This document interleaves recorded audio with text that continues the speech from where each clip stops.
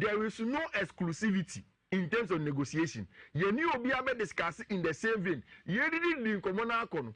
When we get to the point here, they say 92 Foundation and I say Ineos Group then we can go on and allow them to take over the club. But as it stands now, there is no exclusivity in terms of negotiation. And CCA, as it stands now, nothing has changed with respect to that. And no, any of transfer conversation no one pay. And the first on the block is the update on Mason Mount. Rich Unim, me catch you now. Say the reason why Chelsea are playing hardball with Manchester United, no, it may be huge.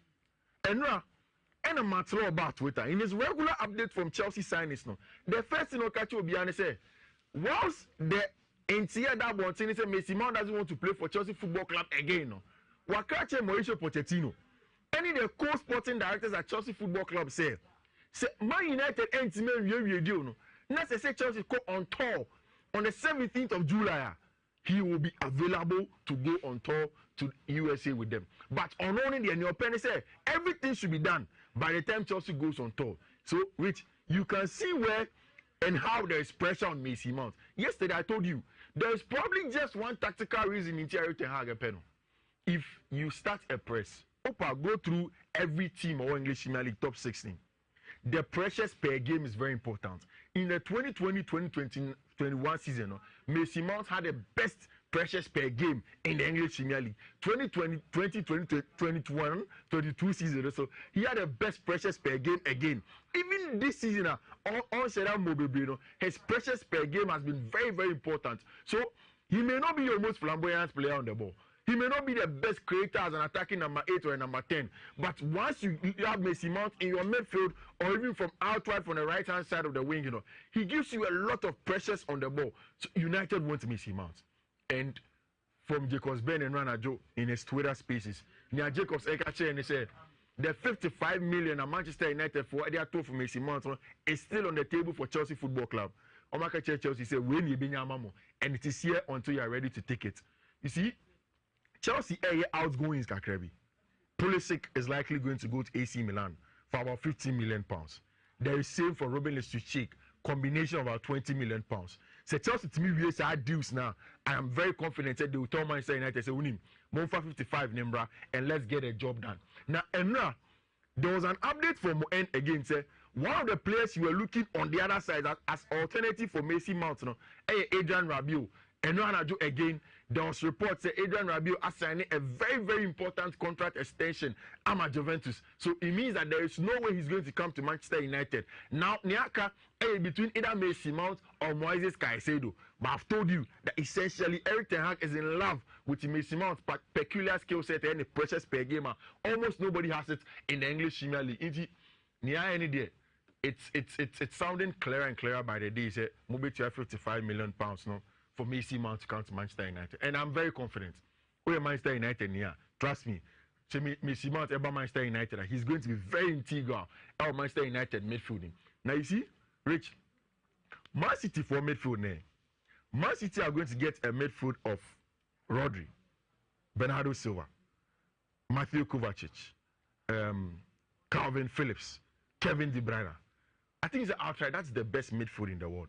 But to watch every other team or the top 6 man, everybody is trying to build the second best midfield in English Premier League. And if you go to Newcastle United, now they are going to have a midfield of Sandro Tonali, Bruno Guimaraes, you have Alan Saint-Maximin sometimes playing in central areas.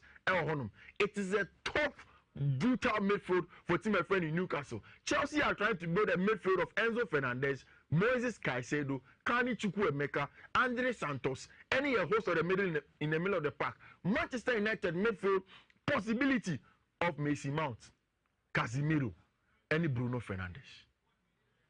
Just imagine that midfield on paper. Mason Mount, Casemiro, and Bruno Fernandes as the midfield 3 for Manchester United. Actually, it becomes one of the best midfields in English Premier League on paper. So when you have Mason Mount, when you have Casemiro, now you have Bruno Fernandes. You have a regular off-the-ball juggler, a proper charismatic midfielder in Casemiro. There is also Mason Mount that adds that aggression and energy levels to lead the press up top for Manchester United. If you want to go total pressing against any team, then there is Bruno Fernandes who is also a constant runner, finding spaces and making sure that he creates for the team. At the bench, there is Fred, there is Ericsson, and there is Scott McTominay. Proper midfield depth to Manchester United once Mason Mount slots into that middle of the park. And it tells you the vision of our papa friend Eric Ten Hag. He wants to build something specific. In the English Premier League, Obianim say you need that midfield. If you go to Arsenal, separate in a home. No Omunya Declan Rice. Now there is Odegaard already. There is my brother friend Jorginho in the middle of the park. If they get this midfield, there is Fabio Vieira also in their team. It's a top midfield depth at Arsenal Football Club. So it is testament say next season the games will probably be hinged on midfield. That's exactly why Liverpool have gone to our brother friend Alexis McAllister. They are going to get Kepler Thuram, any of the Thuram brothers to come and slot into that midfield to make sure that they augment midfield hobby. To the extent they say Liverpool so more. Yeah. And so bet test what is now. Yeah. Say Kylian Mbappe truly say Pierre the person tona. Yeah. I'm not person confident in the so I'm not sure I'm will be here for the next season. Exactly. Once Liverpool ever rebuild this midfield no. It's just a Liverpool attack no. Last season was a training session for them. Next season it will work to perfection. Who Liverpool here? Hear me out. Liverpool's midfield is just what is left to rebuild. Now, what is going to be testament in the next season again? They say, almost every team will have two midfielders or two players in deep lining areas to create for their team. I don't have the tactical board. I'll show you that annotation. So, what's your Trent Alexander-Arnold? Last season, he was always coming inverted to come and add in the middle of the park to Thiago to create from deep areas. Chelsea will do same with Reece James. Then Caicedo will sit deep areas to create. Whilst Enzo Fernandez is on the left-hand space, there is Nkunku on the right-hand space. And Mario Caicedo. I mean, hypothetically, I say Liverpool see me play. That's how you say. And they always hear Caicedo nam so. That's a woman Messi man, so me bo Messi man one can be here. Oh, now Messi man no pay until latest ana. Latest. So I catch him on show Pochettino say. Or you saw about Manchester, but as a deal no, omunya nwie. Until Chelsea pre-season don't back on. He's ready. Only Chelsea back pre-season. So hunti. I'm at the end of the I class 55. No, take it or leave it. Now say one kobo cream for being come. You've taken the wind out of my sail, Rich. Sorry. So what I was doing, I was alluding to send their teams to Beba next season, and that's exactly what Arsenal did last season. Zinchenko Beba inverted. If he sits, he's going to sit with Partey or Jorginho over Onuma. Then it means that either Declan Rice or whoever will play for them will push up our team. So next season, it's going to be our midfield balance. And that's exactly why Eric Ten Hag are doing everything possible to make sure that they get the important players to them. Gundogan is already a caller for FC Barcelona. And in the conversation of midfield, Barcelona also getting a proper midfield dynamo in terms of the technical ability of Gundogan. I mean, Matisse and Gofuri Breaker says it's going to stifle the growth of Gavi, any Pedri. I don't think so. So, Frankie de Jong in that Sergio Busquets show. Busquets is now gone. Frankie de Jong in that hole. If even Barca Ekobo against a tough team, that's about two midfielders sitting with a bunch of Frankie Yannick Kessie and Frankie de Jong. Then in front of them, you can have three wonderful midfielders that are going to attack any of those half spaces and create for FC Barcelona. You see, the Gundogan story is an exciting one. And this is for Obisa and who say, I didn't know Gundogan a free Manchester City. I don't know for people, but in life, sometimes, you just need a change. Say, what Bibisa, and you finally get it. And you think that you cannot inspire yourself to do better, you have to go. And the smartest people in the world, are the people who leave when the applause is loud. On Mbambe bench. On Mbambe can say Gundogan asa, so let's let him go. When he doesn't get a proper send-off. Gundogan yesterday to the Players Tribune say, time Oyakura no Boma Dortmund. He played in the Champions League final with Jurgen Klopp.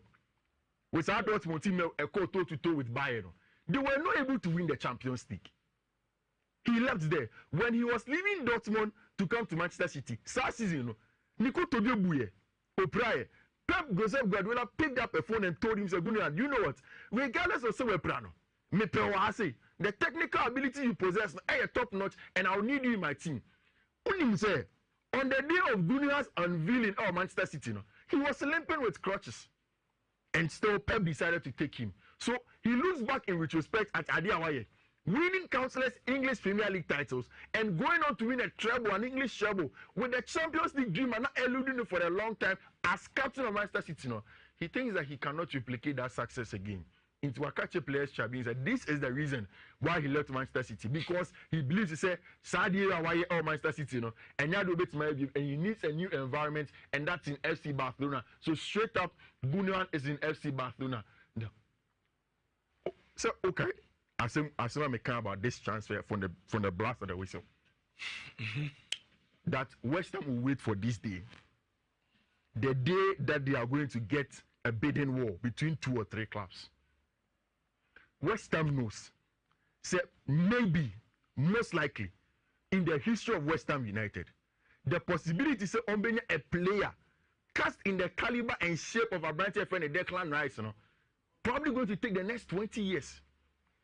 It is not a club like Brighton. I offered rough gems. Nobody changing them and take them through the mill to make them better players and elite mentalities. He came out of the lot. West Ham have not sold a player of this caliber in a long time. Once they got Declan Rice, once the news said Bayern may want him, Manchester United may want him, Chelsea are looking at him, Arsenal wants him full time, and Man City will come into the fray. They always wanted to wait for the time when the 2 clubs will come in. And this morning, and when I do Man City for the bid Nekoe, me who bid no, not my work I come Arsenal, because Man City are very smart. Arsenal the bid of 75, and I'm only 15 account. 15 are in add-ons, 75 is straight. Then Man City went there, changed the structure of the bid. Normally 80 straight and normally 10 in add-ons. The same money, the same thing, but different structures. So it means that they were getting good money out of West Ham CNG. What West Ham are asking everybody in the United say, they want in excess of 100 million, but they want straight cash, about 90 million cash down. Now the 10 million add-ons, and those add-ons should be realistic. Yes, be a Declan Rice and Ballon d'Or be that when you said Declan Rice or the Ballon d'Or. It's probably when the fan said the worst case scenario. Champions League, English Premier League, yes. Best player of the league be signing money and no crown and first sign money to say shame. Because they want realistic add-ons for Declan Rice. Nana Zandwe said, what is the difference between Declan Rice and your branch friend Rod? You see, and now I catch you here. Say if you've watched Pep Guardiola, and I've told you last season, say 2 of the most difficult games at Pep Boy was against Brighton and Arsenal. In these 2 games, Pep was man-mad 1v1 across the field of play. And in games like that, you need qualitative superiorities to win such a game. To play and the personal ability and the technical ability to go beyond players, dribble and carry the balls up top. And that's exactly what he's by. Anaya wada na yatra se nchakra garbage from cabinet for winner. I'm an small bobo no or the brain. Never saw suffering for close. I'm an small bobo no, of course.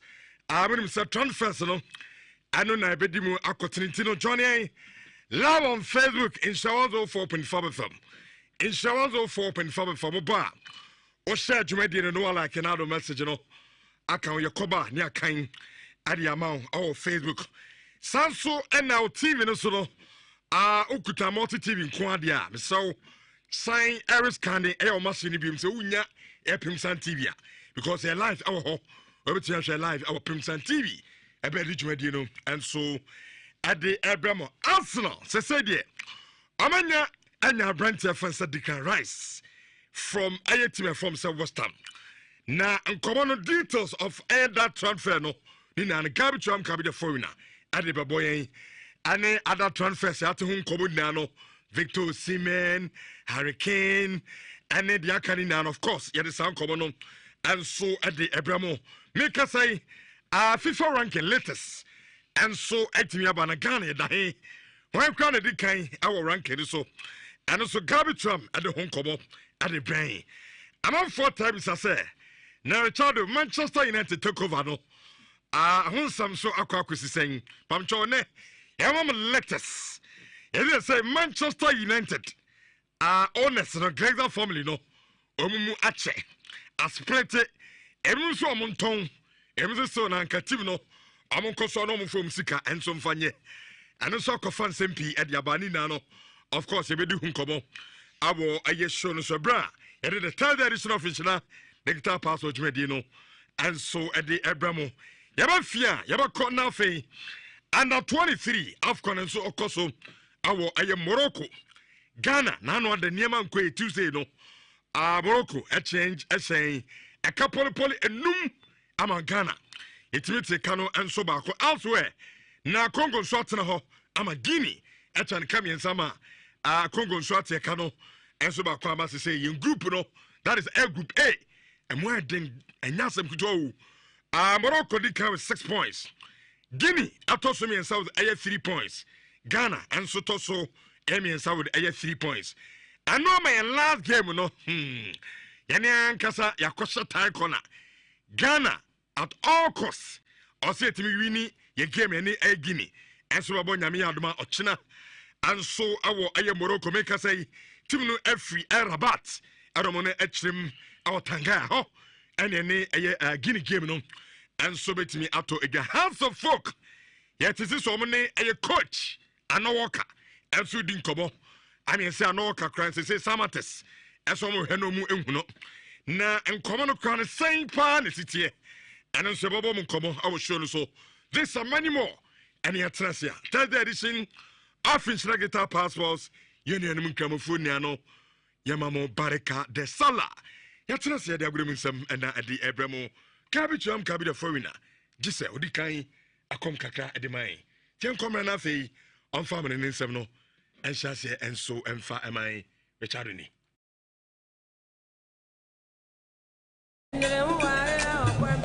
ana ye who me say Moye fantastic. Say dear, we in charge one you feel one casanta. Losing the layman capsules. A mob sissy go to Juma yet dim. No bread you must have with Shankasaka. Nana, no, near. So, losing lotte, Mister, and let's see you. I'm always what if you want you're free to come to I say for semi boom round them see dear someone. Losing lotte, Mister. Losing the layman capsule. More your bem. More and Losing law care Mister. Losing delay my capsules. Do you know what you feel? Delay man capsules and men do if you do what they cronkwan and a law care mixture so a pay for a ma woman no for anyone I want if you do what train son can FD Ashisha sa a jadi and crater you mu adia to muse a ye. And I who me say Moye fantastic. Say dear, we in charge one you feel one casanta. Losing the layman capsules. A mob sissy go to Juma.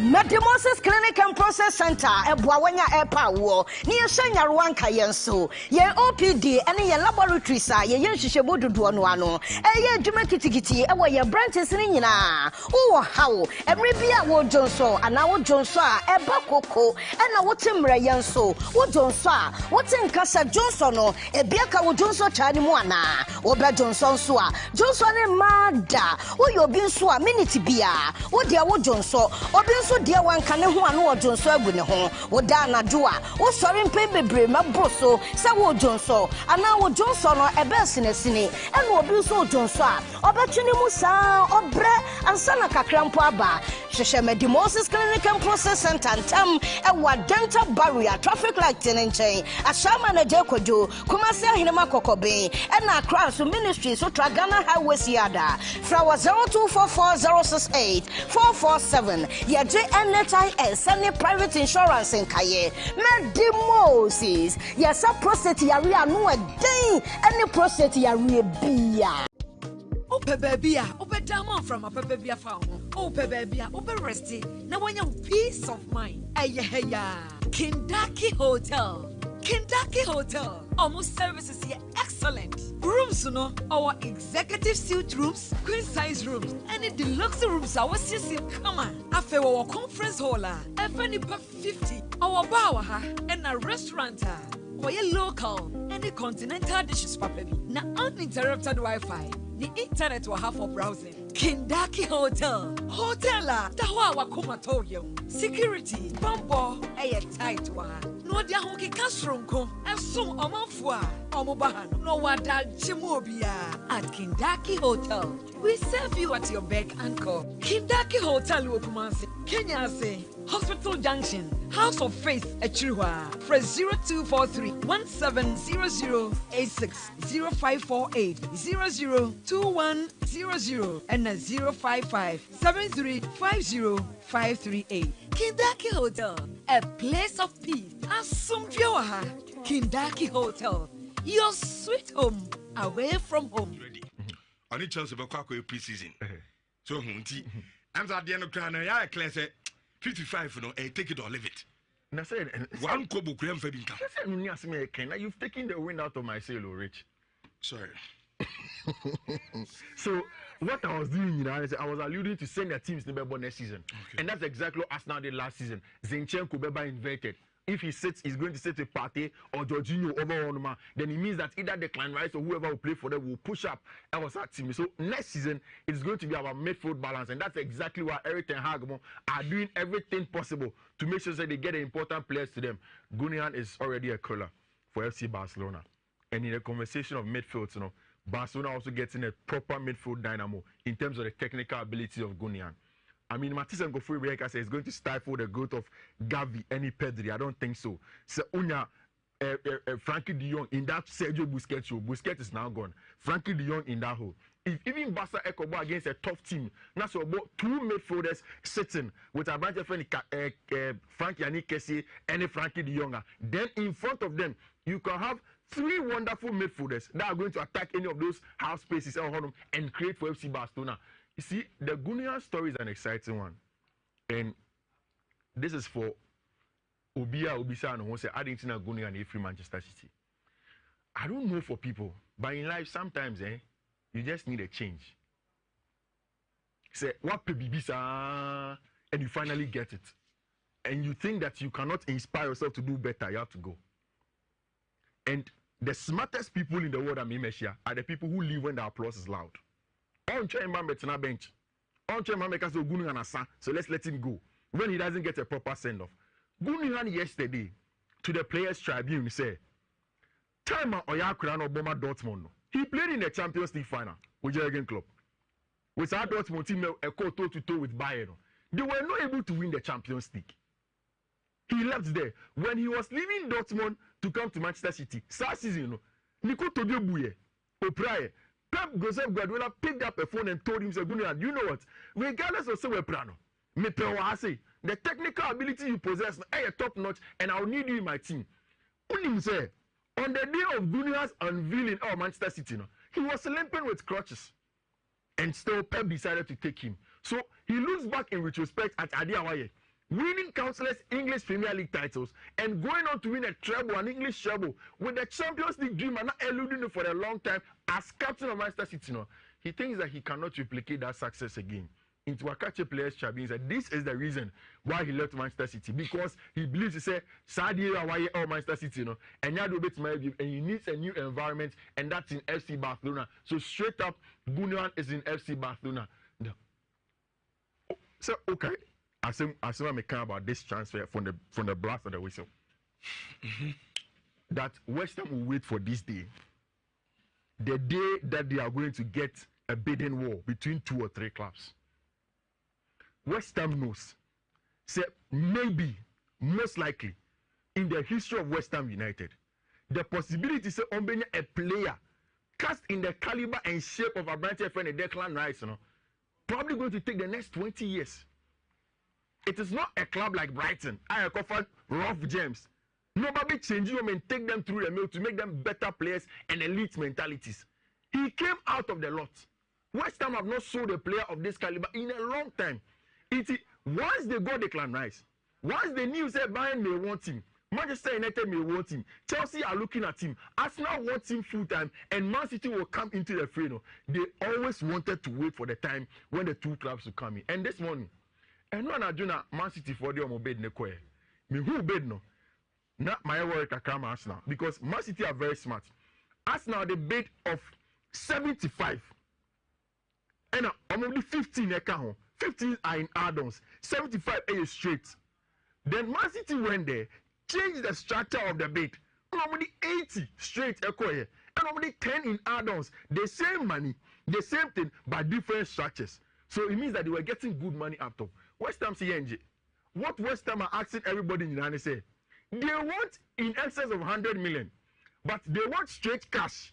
About 90 million cash down. Now the 10 million are add-ons. And those add-ons should be realistic. Yes, be a decline rise and run on major Ballon d'Or be dada. We said decline rise all the Ballon d'Or. It's probably what the fan said the worst case scenario. Champions League. English Premier League. Yes. Best player of the league be sign and no crown and first sign money shame. Because they want realistic add-ons for Declan Rice. Nana Zando Ibisa said, what is the difference between Declan Rice and your branch here friend Rodri? You see, and now I catch you here. Say if you've watched Pep Guardiola, and I've told you last season, say two of the most difficult games at Pep Boy was against Brighton and Arsenal. In these two games, Pep was man-mad 1v1 across the field of play. And in games like that, you need qualitative superiorities to win such a game. To play and the personal ability and the technical ability to go beyond players, dribble and carry the balls up top. And that's exactly why he's buying another quality player technically to add to his midfield. And yes, sir, if you go against teams like Brighton, that comes at you 1v1 and you don't have the qualitative superiority, then you have found one thing. If you look at the statistics there, tackles made, Declan Rice, interceptions highly above a branch friend Rodri. Ball recoveries, Declan Rice is up there. Passes completed, Rodri is a better passer and of course safer passer than Declan Rice. And shots, Rodri is also better than him. That is it. But he is also an equally best player. Which this is going to be the end of what I'm taking out today. I want this to happen for Harry Kane. No, Bako. Any big question, I don't know the Etorian Vana. Any big question, So I'm going to be beard you said you. You see, fine striker. Yeah, buying outlet for any United report story now. Almost the last caveat now, all the man is to see another shots here. So it is up to Harry Kane to move to tell Daniel Levy any touchdown or Pese Oko. So that they'll be willing to negotiate.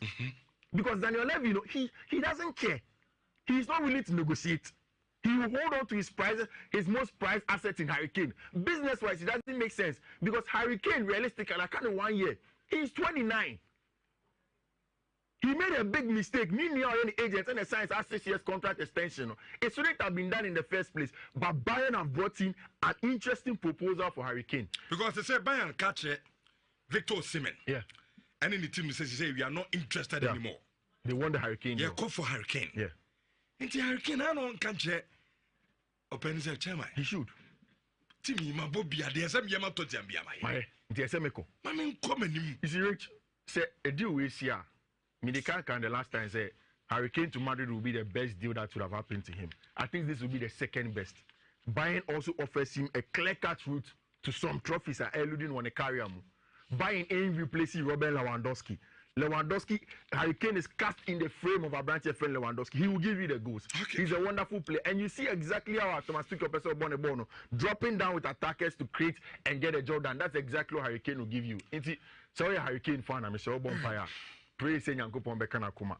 Now all movie from Torian Bosse because all of us seeing a player as quality as Harry Kane, and we see, general tax borders. I'm just trying to show you, whilst I live, just join and watch these highlights of Harry Kane, and you know how much of a top player he is. If you actually buy, Oba na team share with a manager, and from Leicester, no Bimbo, Oba na Adebayo Munane Boboma Tottenham anymore. They had to get injured. He got a chance to play, and he has proven to everybody.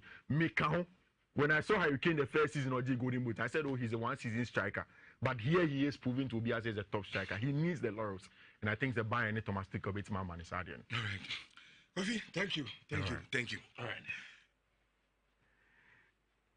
Baby, Uriah friend of Sullivan. Any David Moyes mo. A person Declan Rice. Ni transfer ni Druno. And wha pepe ne Druno. Omo pese edru baby a. Omo benya clubs a. Omo sika to spend. Pressure that almost so to sign Declan Rice to make a statement. and Omaye Omadwen say they will go every mile to get Abranti FN Declan Rice.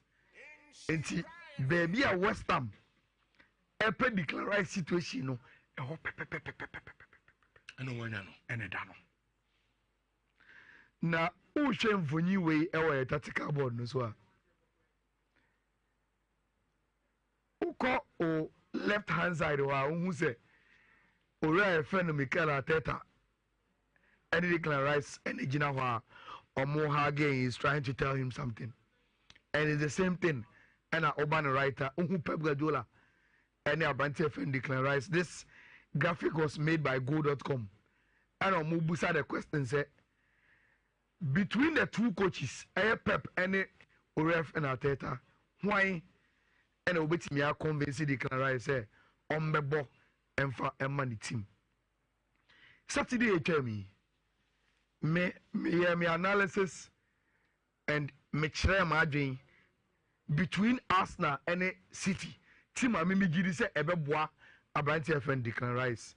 And I say for me there is a position in the Arsenal team Emma Declan Rice Embre and Obenye Biabo than say Obeko Club you Manchester City. Now Rich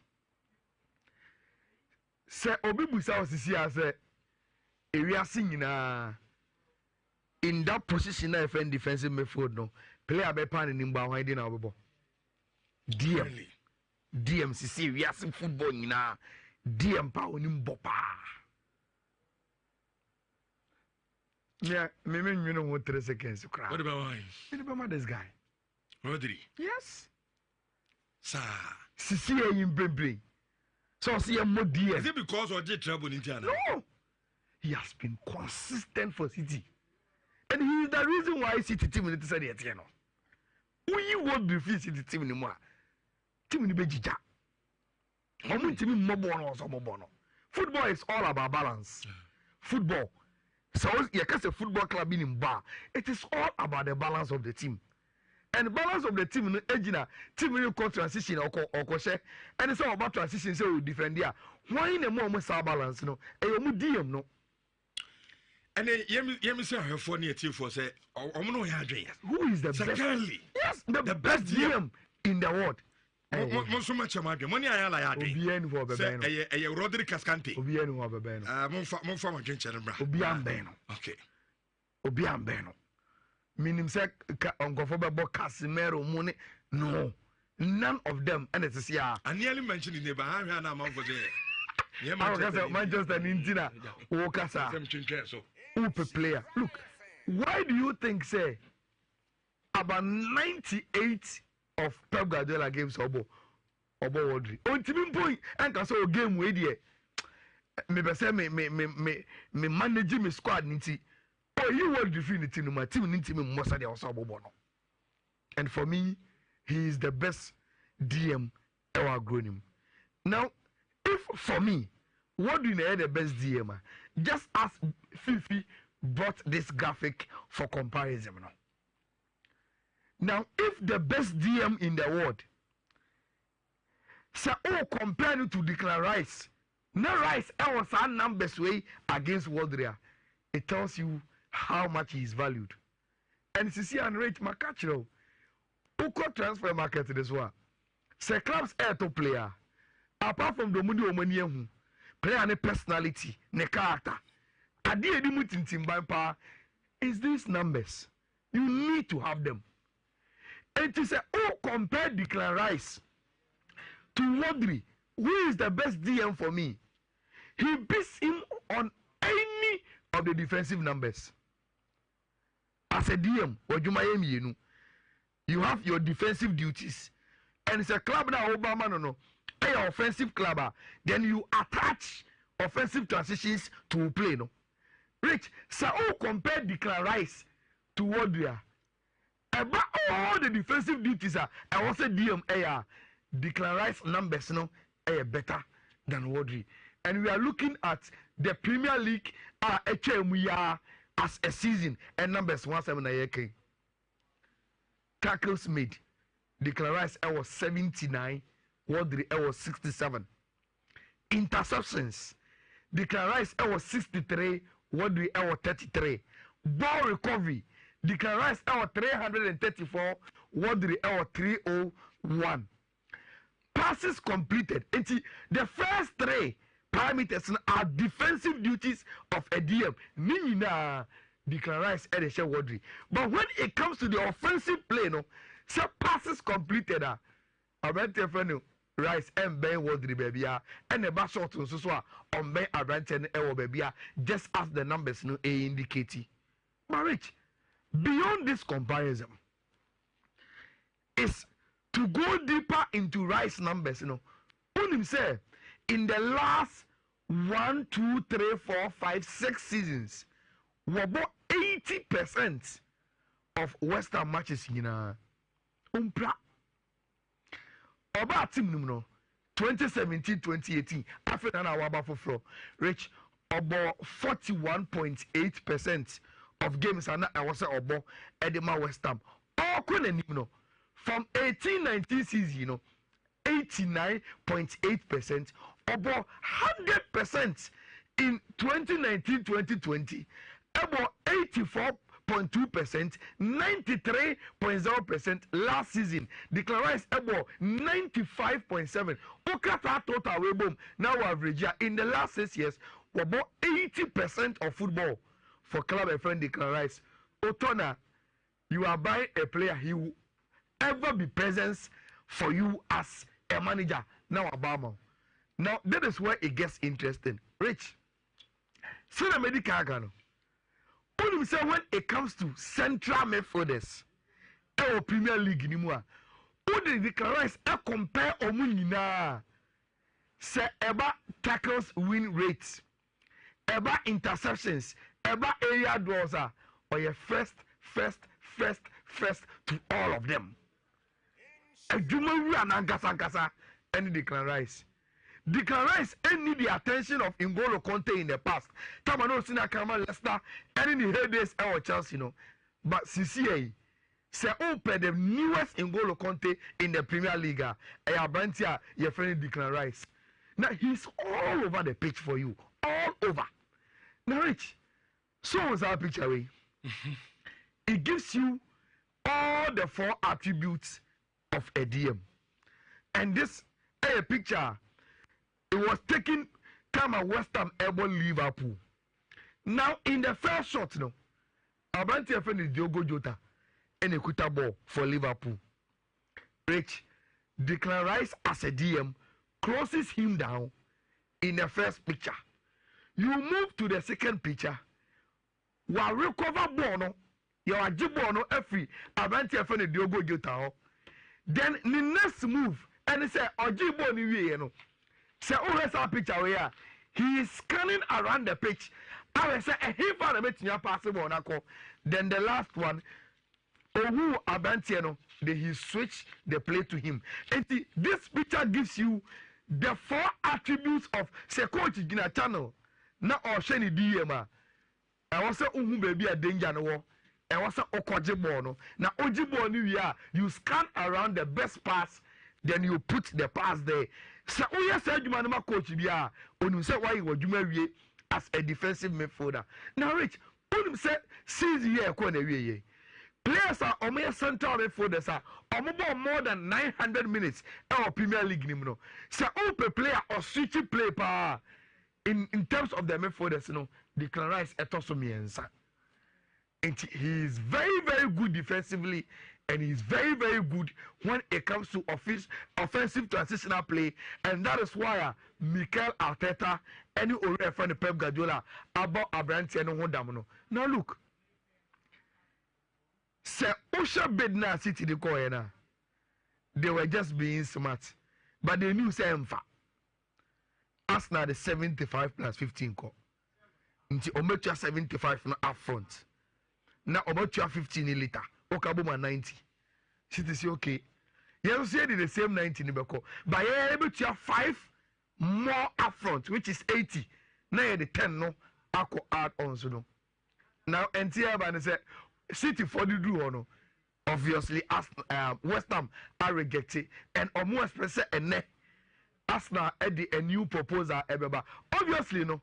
Now what it means is that so Arsenal percent omunya declarizer, they have to bid more than 90 million.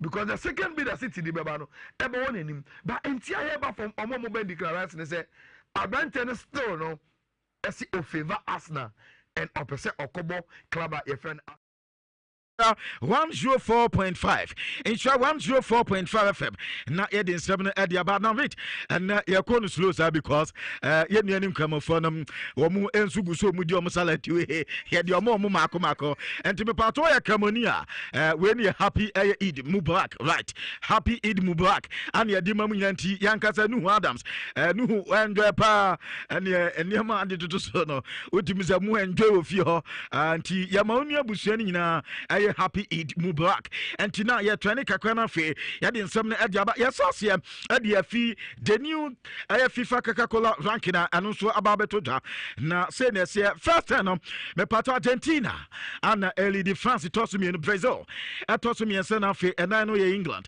and Brighton mabeto so num and afi Croatia toss so aye insia and so no aye the orange team Netherlands and Italy toss so enwotwe enkro Portugal and Spain and so to do and to me pato wura mu wiasa fa na nyina pato agu kan se emema de no me pato amama no ranking no so aba no na Richard oba fi abibire mu ha say ne ye je ne esitie me pato jolidi ewa bibrem ha na chese Morocco fo na chese ja wo mo treni din ti Morocco din kan Senegal enso atosu ayemie no but okọ wiasa fa na nyina me pato adese Morocco etosu 13 Senegal etosu 18 ana feso no pato bibrem ha no jotosu miensa aye Tunisia wokọ aye wiasa fa na nyina mo tosu 31 ana fe enan no ewa bibrem ha aye Algeria wiasa fa na nyina mo tosu aye 33 ana afe Egypt tosu aye num ewa bibrem ha wiasa fa nyina 34 ana motoso Nigeria wo ba bibrem wo motoso nsia wiasa fa nyina motoso 39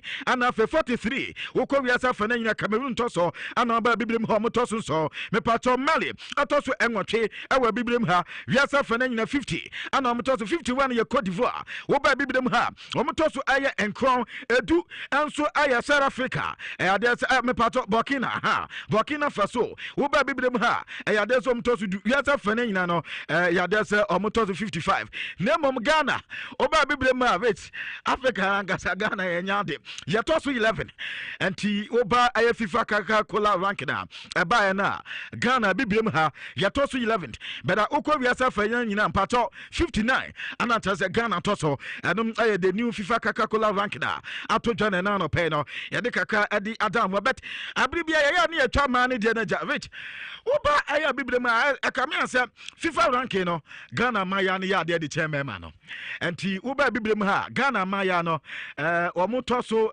aye enan ewo Africa ha but we are fa na nyina ya 58 rich mama no 59 ana man no 58 enti we 20 post na 20 post na ana chese bana gu kensie ma FIFA Coca-Cola ranking no de chairman na no pedam de kaka edi aba ewo dwumade suntu dani ewo Facebook insha 104.5 FM so na fe edi nsem kaka edi abana yesase proper na fe ya be transfer stories ha eno so etota ya ko Saudi Arabia na Richard na no da ana Antonio Matthew Lahos opko aye La Liga ma wadi retirement de ba se ebane Rafina enya de so pay ni beto so aye djuma bi me na no pe report amete ene se Saudi Arabia yes sir Omaka Matthew Lahos say ehode ontimi retire honti obetima ba na oba be adwuma adi amomo honti enche uhu Matthew Lahos ya dey say Saudi Pro League no ono nso akwa officiating ho no no reporter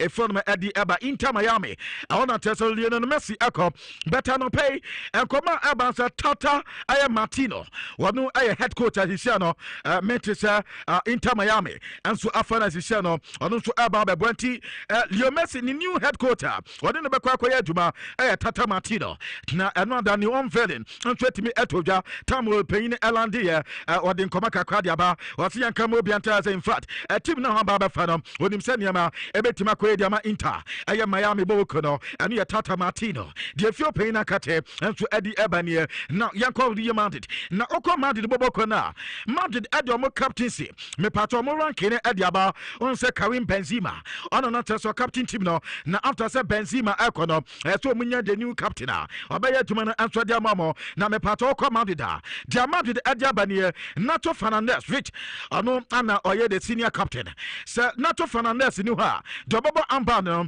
Luka Modric me pato Modric ni ha Dani Carvajal na bobo ansa na Toni Kroos anso atimi aba anti four captains ana chese ade se ene no omo so adia ba anti openya American no asem Nacho Fernandez no ana odas Chris no sunti sisi the new Madrid captain anso Nacho Fernandez no komaka kwanso a efi Madrid akate adi aba mo bi sa Manchester United me pato mu so sini na nansa ne ne which reporter met him and so sisi no kamesa Madrid announcer from Manchester City quarters at Mr. Sheikh Jassim bin Hamad aduma no benya esum adiamo pay no na fenso no so no Timona wano abat adia aba se tim in fact we can emu achetu Glazer for no yesi mu nipa ha adwene pare Joe Glazer ya so no na no say on the omom nton ayi ni bia ade no mbetimi aye sabe enye obi na ba beche om de om fa Manchester United om na kasa gwezi bichado Joe Glazer so on the on tiase ne tiase chena and me pato order ni Manchester United bobo kwadi efi makate adi aba single person Joe Glazer so on tiase saving call betiase a Sheikh Jackson man majority minority nan kasa Emra Glazer for no ho and obi pebi ato na ejo mo de kitwa bi o mapone e de man emum so mbeto mani munyam pa de me pato Joe Glazer ana o Manchester team ni ton no nso ayeden e de mo mani yankoma kakra so a e fo no e de ba so on Manchester United oko Manchester you say Andrew Onana which time is Andrew Onana but because etna ana David here the contract ni ba na bi ye besi na muni ni reach agreement bia and to report met says etna man to mini David here and kasa ye dia ne contract aba na bi ye onye Manchester United player bi and the new goalkeeper meeting the day branch the team and so the Andrew Onana reporter met say everything hack and so adman ye pa na oya player Chelsea and so dinati and Andrew Onana e fitina ko bibia betimasi say obetimi assign announce Manchester obetimi asen komodie na se ye na wetima baba ye goalkeeper at the Manchester United no and komaka kwanso Andrew Onana if you brand na kate adi aba Paula Billy Pogba rate the Americans answer last season about 172 minutes per na Dima Duve answer Duve for obi di Manchester bro but no minimum says there na kama e kwa baba against you mo adi mo ye ya na mokoto na aboden ana kwa ba ya rate okwa na mo sa adi Manchester United aboden bi ana mo de ne kom na makwa akofan low price adna ba rate oba ya pepe ni obi play about 172 minutes per reporter meeting say Juve force adom consider so moto akwado oba wa mo vatanya de say Paula Billy Pogba enso bom na reporter meeting say clubs awdo edinati at say one way abrantenam ebe samba back to the EPL and tania kakranso a efi Paula Billy Pogba akati adi aba me pato Timothy Weah wanya enso aye ne medicals no antiano pe J medical winner anom aye Juventus baby omo sign player me pato omokoyo medicals nam eho anana no pay yedi wura na Brantony free airport Orlando na utimi se Timothy Weah na enema ekoye diama Juventus boboko no entane yakakwe fi Juve akati adi aba after so completing the deal and on supporters no ensum etimi shakaka ama komodeni koye pa enum akakwa so fi aye Juventus akati adi aba player meeting the after so Masan Timothy Weah no aye Serge Milankovic Savic reporter mete and say Juventus edin komoye so benye Serge na French Brantony no etima ba bejo aduma adiamomo last summer anomo kwa Brantony so betomanya no better reporter mete and it's a this time do mete me anya krati na fe ono so ati meba bebo aduma ati ama Juventus boboko no ani enkoba kakwa so a eto edwa e oduma de so ne yade kakra adi aba apart from that reporter mete and it's yes Juve be consider ISOs kakra bet anu say na anya priority for mo say eso mo tuntom sa players no Brantony din adi Grayson Bremer reporter mete say di ubi ba na ya kama likely so betima to Brantony no Federico Chiesa and now friends Dusan Vlahovic reporter metem and say Juve sisi sikasam ho ye den adamo mu ye penti reporter eban say likely say 3 players we no emu baako wo mu so betimi antono entane enkoma kakwa so a efono adi aba Saudi Arabia reporter metem and say Juve wo mu player ni din adi Juan Cuadrado 35 years and Brante nya yeso faba out as Juan Cuadrado and to ever said obetima kwana ja wetima kwa kwesi kan awo Saudi Pro League ma anu enkoma kakwa so efi Juve akatim adi aba awo tumande su Timothy Kasanya reporter metem and say Juve and so Leicester City edin komo buy 15 million euros and yes ke koba sene omode san Timothy Kasanya and so betime reporter metem and say Juve edi san komo no and tani update kakwa so a efo no edi eba no pay me pato transfer no yedi bi edi mana yanko Bayern team no fe yan Bayern transfer kakra Bayern team no reporter eba sa abanta ni yedi Kim Min-jae rate omawie bibia release clause no 50 million euros reporter metem so man rate 5 years deal and I'm branded and so nya sign adama Bayern team na official communique at sebeba na fe Abrantani din and so the Kima adesa Kim Min-jae and so to me Elman so medican as Rafael Guerrero and T and Komaka about it player Akano and so I Hurricane now Hurricane do no reporter meeting sir Bayern adu or be the nyako after so mo has Abrantana or money in very personal agreement ni now first or marriage to Tottenham Hotspur now first Daniel Levy and so to me Abrantano na wakwa Ediama Bayern and Tibayana Amdeta and also Eban and Nano Pedi Kaka and so Eddie Adame Patton coming in here Oko Tottenham Hotspur James Madison wait to assign a contract no I have 5 years deal and James Madison from Leicester City and also assigning Diama I Tottenham Hotspur rich the woman I have 40 million pounds and on the sack no na per a week biano or quack 170,000 pounds a week I Tottenham Hotspur and T Angie Postacoglu the first now why are you Branton the James Madison and T me pata Branton akasa na James Madison sit nani and the pastor about team papa or Baba said kind at the team in fact answer player be our new team be so Joe and oh we're done and fine so Tottenham a big club at as Baba said kind of mom na I don't know so kwan wait yes we ni ya nsda kwatia wait you years back Branton the James Madison 2015 Rich Heslo Adanya na a game between Liverpool and Tottenham Hotspur.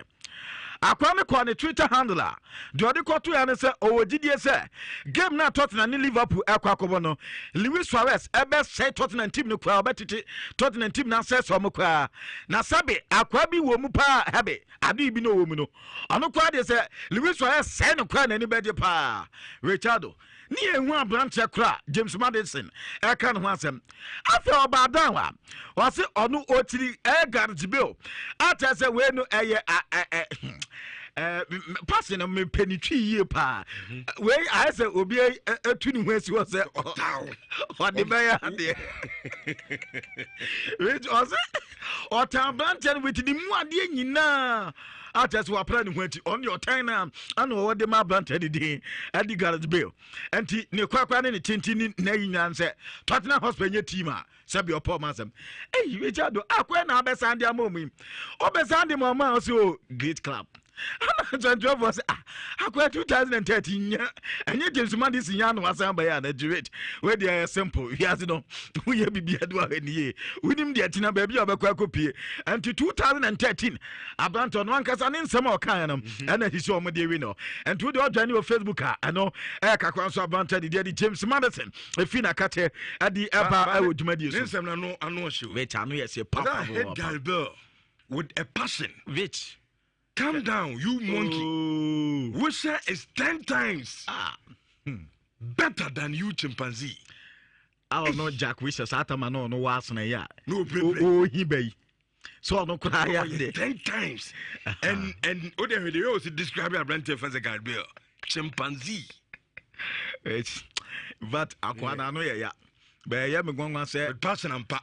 Abrofo pan ya mu ase we dio. O man sign o man scrutinizing no. O man carry. Rich. ayemi ho enti James Madison no nipa o ye bibia na o ni we ni friends there the wani mo twen ho no enti ane yankoma kakra so free card no enso akati ade aba Geoffrey Kondombia Rachel no so adwen aye Olympic Dumase enti we ni head and kum bebre sa to 2027 henom contract abante no enso akwa sign edi amomo kono cardi Richard de eba so no so akwa ne medicals ede male necessity one say onu ye Wolves player okobo Everton me pato de eba and so kono cardi enso eko necessity na fe akwa ne medicals na ja wetima dwane na afe ahase ana stories ni nyina wa ha ana kase ni nyina which eno ana chase beto dwa se Arsenal can have it na rich Arsenal for any guy Masa player Madrid de dinetia Masa nam dina ko dina for a video Richardo Masa player Madrid at a point on an say or your main target say no mo per number 9 wait Arsenal for nyamya ya dom no Masa na Forest and on the brand na Chelsea for the yo me almost Arsenal for the car better go dina Forest I don't match for you kanya mo fa nko clubhouse because Musa player bi anka chire kama dan fefefe anya de anka be hu se Emirates da ho Richard Musa anka ti ya and yes binim se ti Forest no mo di go yo and ja omo go ye videos ni kama me pato ye 65 million pounds and ewura mum 60 million upfront and after advance near 5 million and Chelsea are the good one as about the contract no ebe end till 2028 and tani ankoma kakwa so me pato ka have it if Branton akati adieba na ka have it adin komope after no sound ni wie no the Branton ekam and sir answer be say Jesse number 29 the what's what else no and no na Branton ekwa kwase na ebisa say Jesse we di free Germany turn now the abana dey na wom no so ne branti ana tell so say just Jesse because omobo game TV game Jesse na bra pepa no o to sunsun a ota de he no enti all say so obo football no and you Jesse na ni je ho and ebisa so okay the chance Chelsea Manti Champions League she say Chelsea bo Champions League better what about Arsenal what somebody about Champions League I'm say a player be any study who so about Champions League. No, or you so lucky so about Chelsea or bo sent me the and to the second time or some baby demo. Another team Arsenal.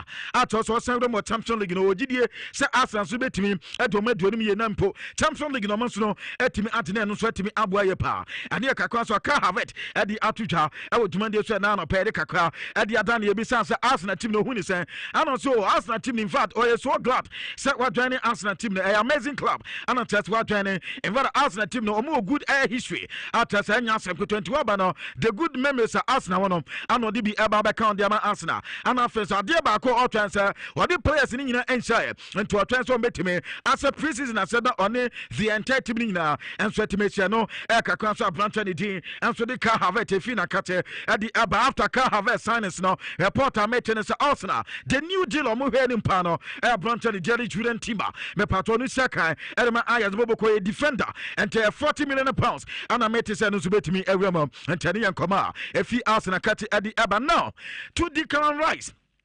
Which way a player? In fact, Arsenal dinner chisa after say I'm going to be the cop near Botragu.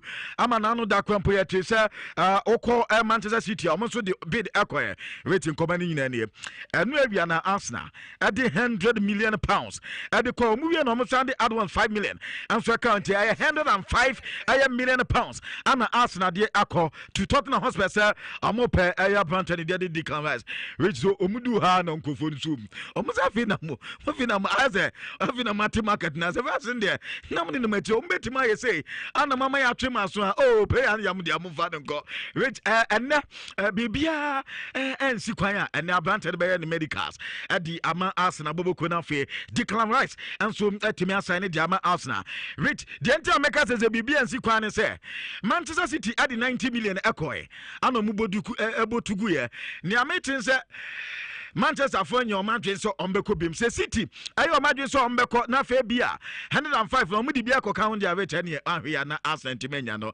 Enti sisi no Arsenal se benjina aye City nsa no. Enti anu ye nkoba kakwa so a efi Declan Rice me pato ni deal no mo adi eba na no pay de kakra enso adi eda wo checha hodo so. Jagi nyon so akasa. Osi in fact nani anji pa.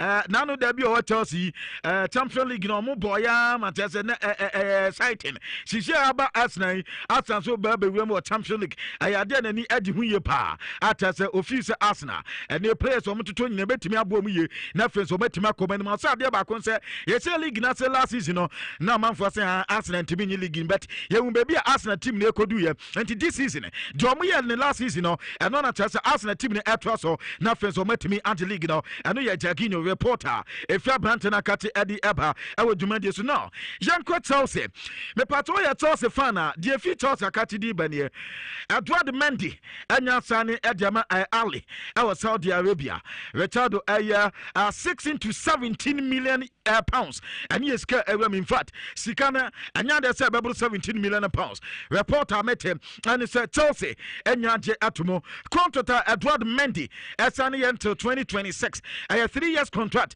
and Edward Mendy anya sane de ama Ali and me pato he said Edward Mendy onye Chelsea player biem and timu bu Chelsea players na goalkeeper na ye didn't Champions League no me pato ono no de ekoto 12 odu 12 na Chelsea so nyade enti yenya to no ye dinantiska enti ne Edward Mendy na odu Saudi na anya yise kwa tamo mo ba be won feli no odu airport a yede na echo alley ho no na no pa yede videos ni so bi ade abantu we de odwane wa screens ni so a abranta na tase ne ye bon nsamna ne adade anto e wo ho no na no pa yede kakra anto ade eba na ni on feli na nkasa eno so na widi ade ato screens no so no na wo hwanyum a mo de to ase a rich Senegal nyum na tase mo de to ase ade ema Edward Mendy entane kakra so efikat no akati ade eba na yanko Mason Mount Richard Okomensi Monta dear Aban said Sisiano Manchester any Chelsea na edele because by then news are not eba nyina say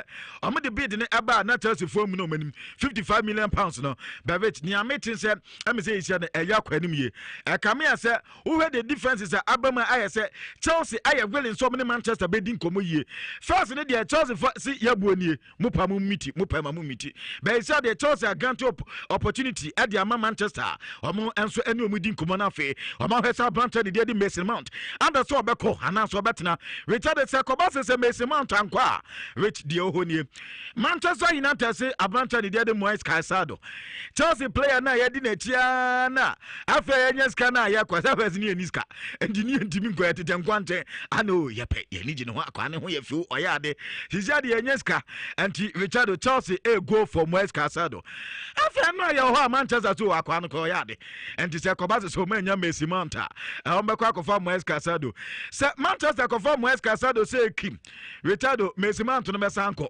because Nezia agwa no beko and to say ya hwan to akwa na rich ebe hard is Manchester for 9 how man we say Chelsea for so yede ana player na Chelsea for so mo pen no o masanko ho and the ebe say ne obeto akwa na o so pen no obeto no by because Chelsea Manchester United Anto Moise Caicedo rich Manchester beto Moise Caicedo Manchester so to Moise Caicedo seems say eto say kima nasia abante na ye yire ehuna ye pescan rich sikana bebo akwa nso besanko free and the abenze ye be Manchester to Mason Mount na face so yakwa kofa Moise Caicedo and team ane kakwa fi Manchester and afense so Chelsea akate edi ebe na no pe edi kakwa enso di down rich Ruben 56 ko make us say oko AC ne do no ya wie bibia ya plan na chikama enti me pato adwania abranta de Jerry Ruben 56 ne ne odu Milano Codium ho ene ye baba fan in fact na ene die ne wasuri ye pa ene otimi se boga an wakunkun din wo fika musi ata so kwakwa ne medicals and so ye de kakraba e was squeeze into the adwania e won share 104.5 faba Ruben 56 no wanya Alantim and so we Italy enti komani Sisia no Edward Mendy ko yatono Khalid Koulibaly yatono N'Golo Kante yatono Hakim Ziyech yatono Ruben 56 ono so yatono Sisia akade edi atire atese babe hu e de account atese bibia timim enso akoye na Richard yatonton na this year, Chelsea Sansa Kolaba from El Santos Bobuko no na oya right winger. Nitini adi Gabriel Angelo na 15 million euros. And he is cut Chelsea betia. Sakuda we na Liverpool me pato Barca ana na edi neti ye pa. Ana Barcelona for jam sa Barca for niska. And this one maja akuda ni muna akuda 18 years no nya me pato Gabriel Angelo. Chelsea for nya sign ansa. Abranche ni bana fe. Wetima ba besia kan. Ade ma Chelsea Bobuko no ani ankoma kakwan se fi cat no akachi edi eba aye na no peye pepeche enso edi amanavit media de bi at no Sir Chelsea who hinti amanfa ye kankama saa ama FIFA ni UEFA nyina tese sisi a wontimi nto player emro 5 years a Richard Onisika no best pede answer Chelsea players a yato mu nyina rich sa players e squeeze no so no Chelsea amoka because they say ye told me yesterday o musika do and this be 100 million years etua and ye any 10 sir and to me part of betima journey was screen so insure 104.5 FM insure 104.5 FM abanta ni dedi Mihalo Modric retired 22 years na abanta nya onu say ni sika na yesterday ye journey boom and to the journey was screen so ye ni etimi same player baby away e ma ko 2031 betimi Chelsea 2031 Rich Anna I class na can come as Anna he said you for say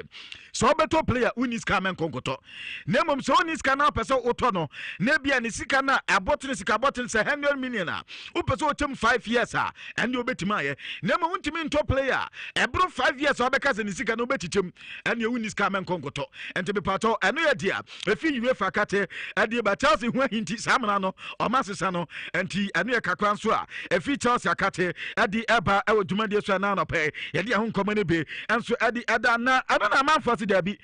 In fact, Chelsea, yeah, Musi Enquire Rich.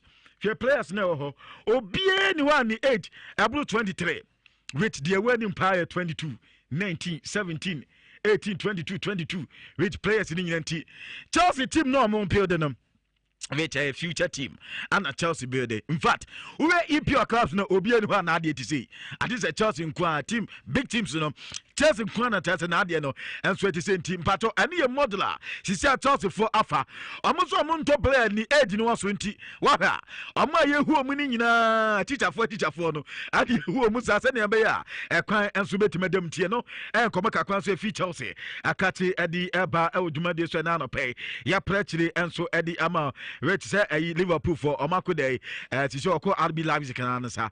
Bibia Kui Eddie Amakatino and to Odunsu them RB Lives Knafe, what Timaka Kusiakan, Eddie Amomo, Abantani Tini Eddie Fabio Cavajo, Sishan Americas Nene, and Abantanum, and so Ebehenafe.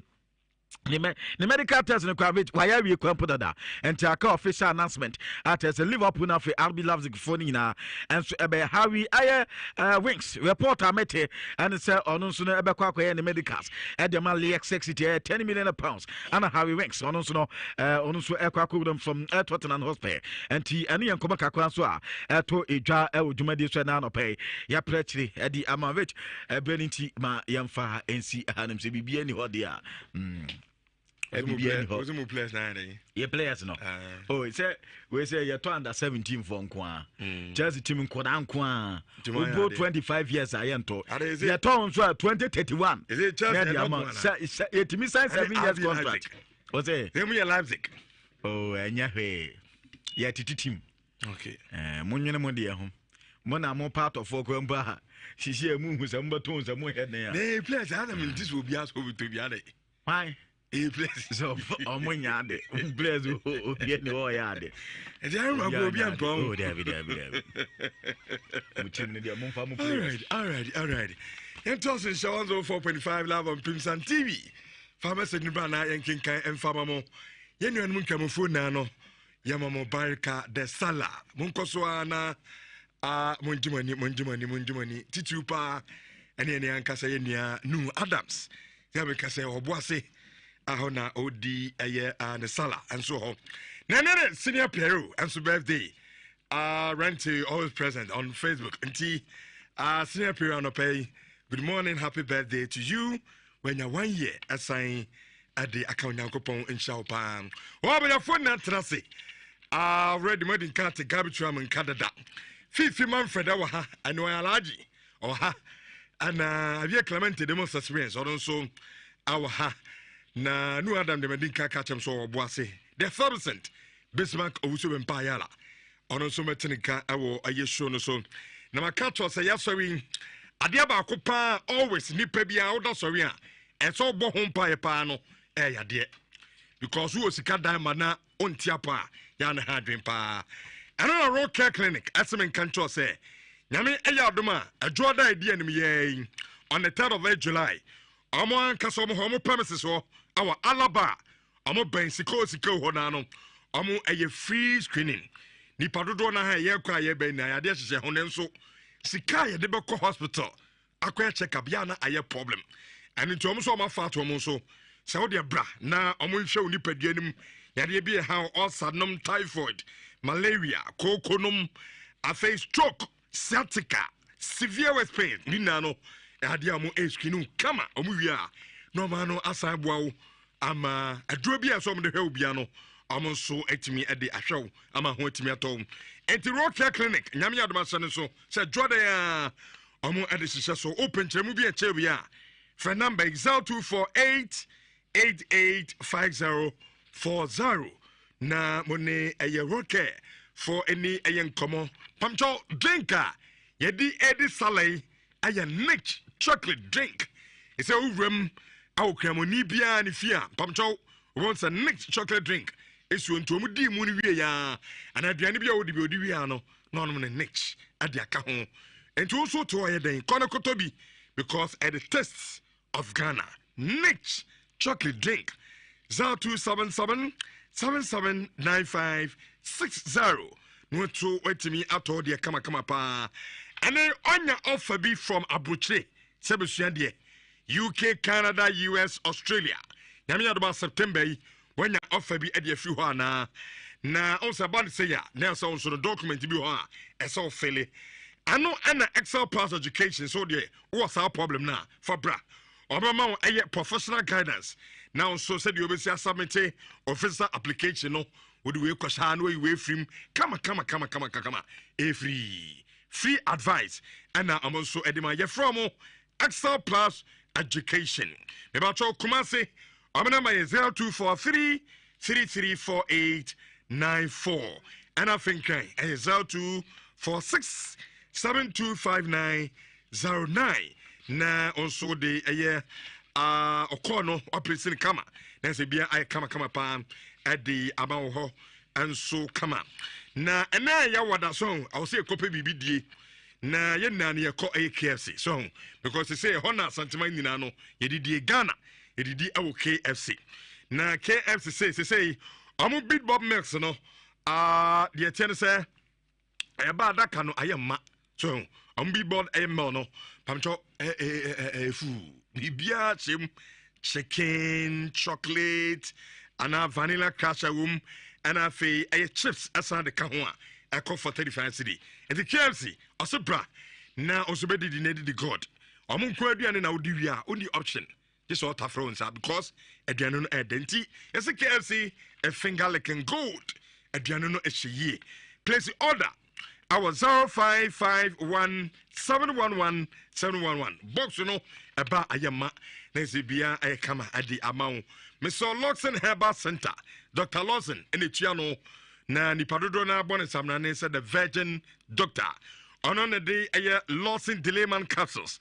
Adi abedja so me ba to ye di salai wo kamoni na wutie me na say nigye ne na na egusu a ye je na imagine se wakompam na haji apese we adwuma kama na nka homachin wo pre na woda alase na nka da won so ase na odudin e de tonwom na wo pra kama be ma na aduru hyi 3 seconds ho na ye yo also wa anya de so wa mu obe nani anye Mr. Lawson delay ube delay Lawson long care and also namu ya de so your be maybe ho a enkenkan ne na amafo se so munya soro sa no he afutuo bia ni ho kanka efri yes Friday kura de ntu omfo Friday so kwabra ne pa Friday obeturu o ye den ade bia o escating bi obedie ho so ama say so akote ade so Asiflix ni gono enu akwati bi kodum bi wate ebeboa wo Lawson Herbal Mixture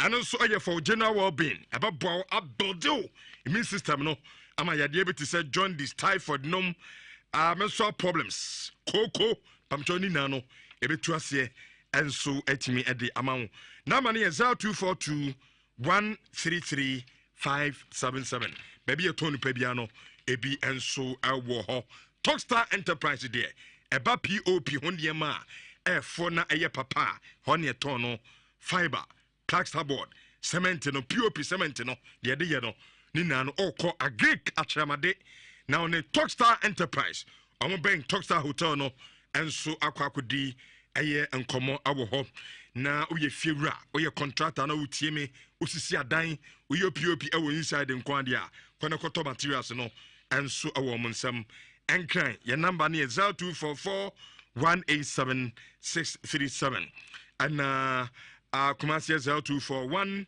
039288 and pay omunano asya ne dijumadi no enso ede ebramo Fifi Manfred and esha said the amai makacho say and a transfer bia pass or two once in piano or the bo message in for Facebook Nhyira 104.5 FM and show na modia transfer bia pass yen kan once amount no for bra nenka emfa amount na no na traveling consult se men kan tell say and na obo so kosua de our Canada and Ireland me ba to bra na omo emfa onko because omo na ne yedi dwuma de ne dia so say omo fa Ghanaian students in free Ghana MPM our Canada and Ireland na omo so ba was in so he no result ne kuta kama HND nursing and teachers no so diploma na kuta wo degree awo any for the bia no so no obetimi dia ba we aben yede ko Canada and Ireland na fei onso akwa kusua de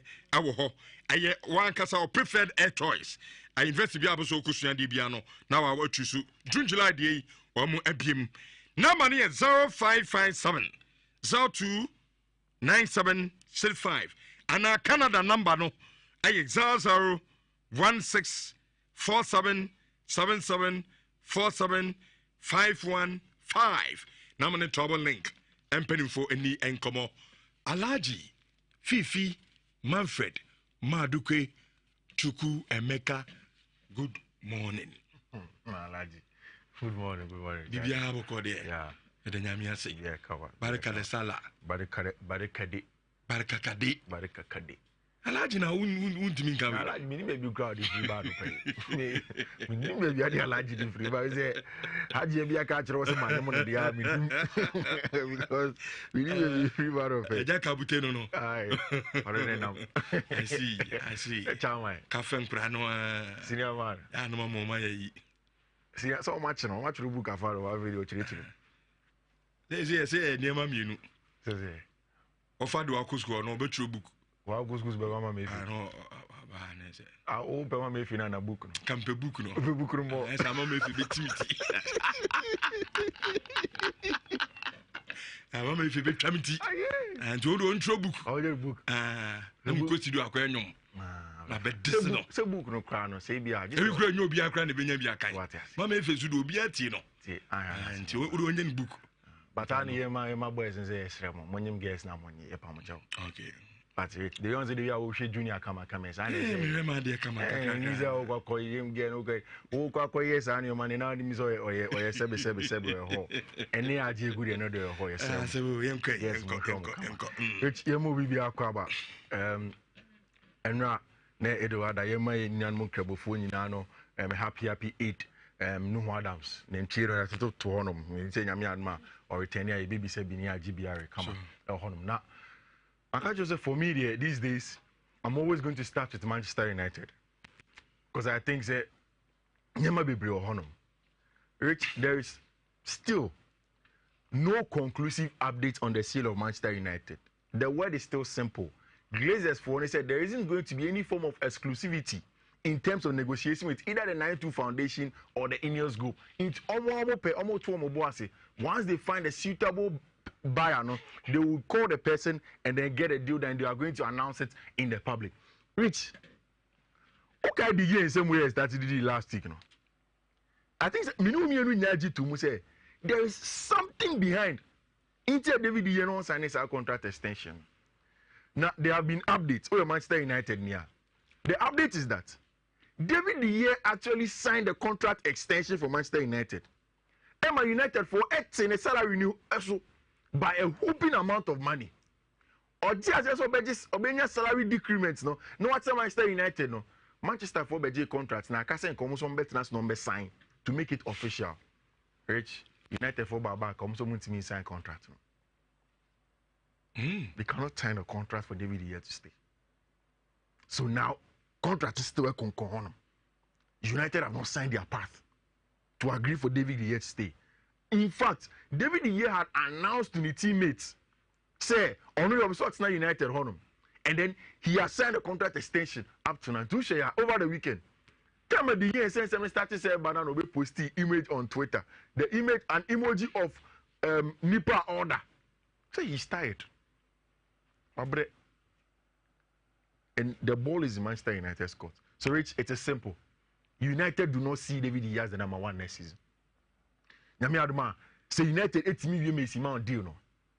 Not say any other deals bad. They will go in strong for a goalkeeper. Andrew Onana, Diogo Costa of FC Porto, Mike Maignan of AC Milan. These are 3 top goalkeepers that United will be looking at. Say they will find a very good shot stopper to be over there. Because when you reach, Eric Ten Hag doesn't play on the ball playing aspect of a goalkeeper. Eric Ten Hag's way of playing. When you're a goalkeeper, that's only ball on the bar. It takes about 50% from who you are. And we've seen it several times. Say United build up on air Koswa.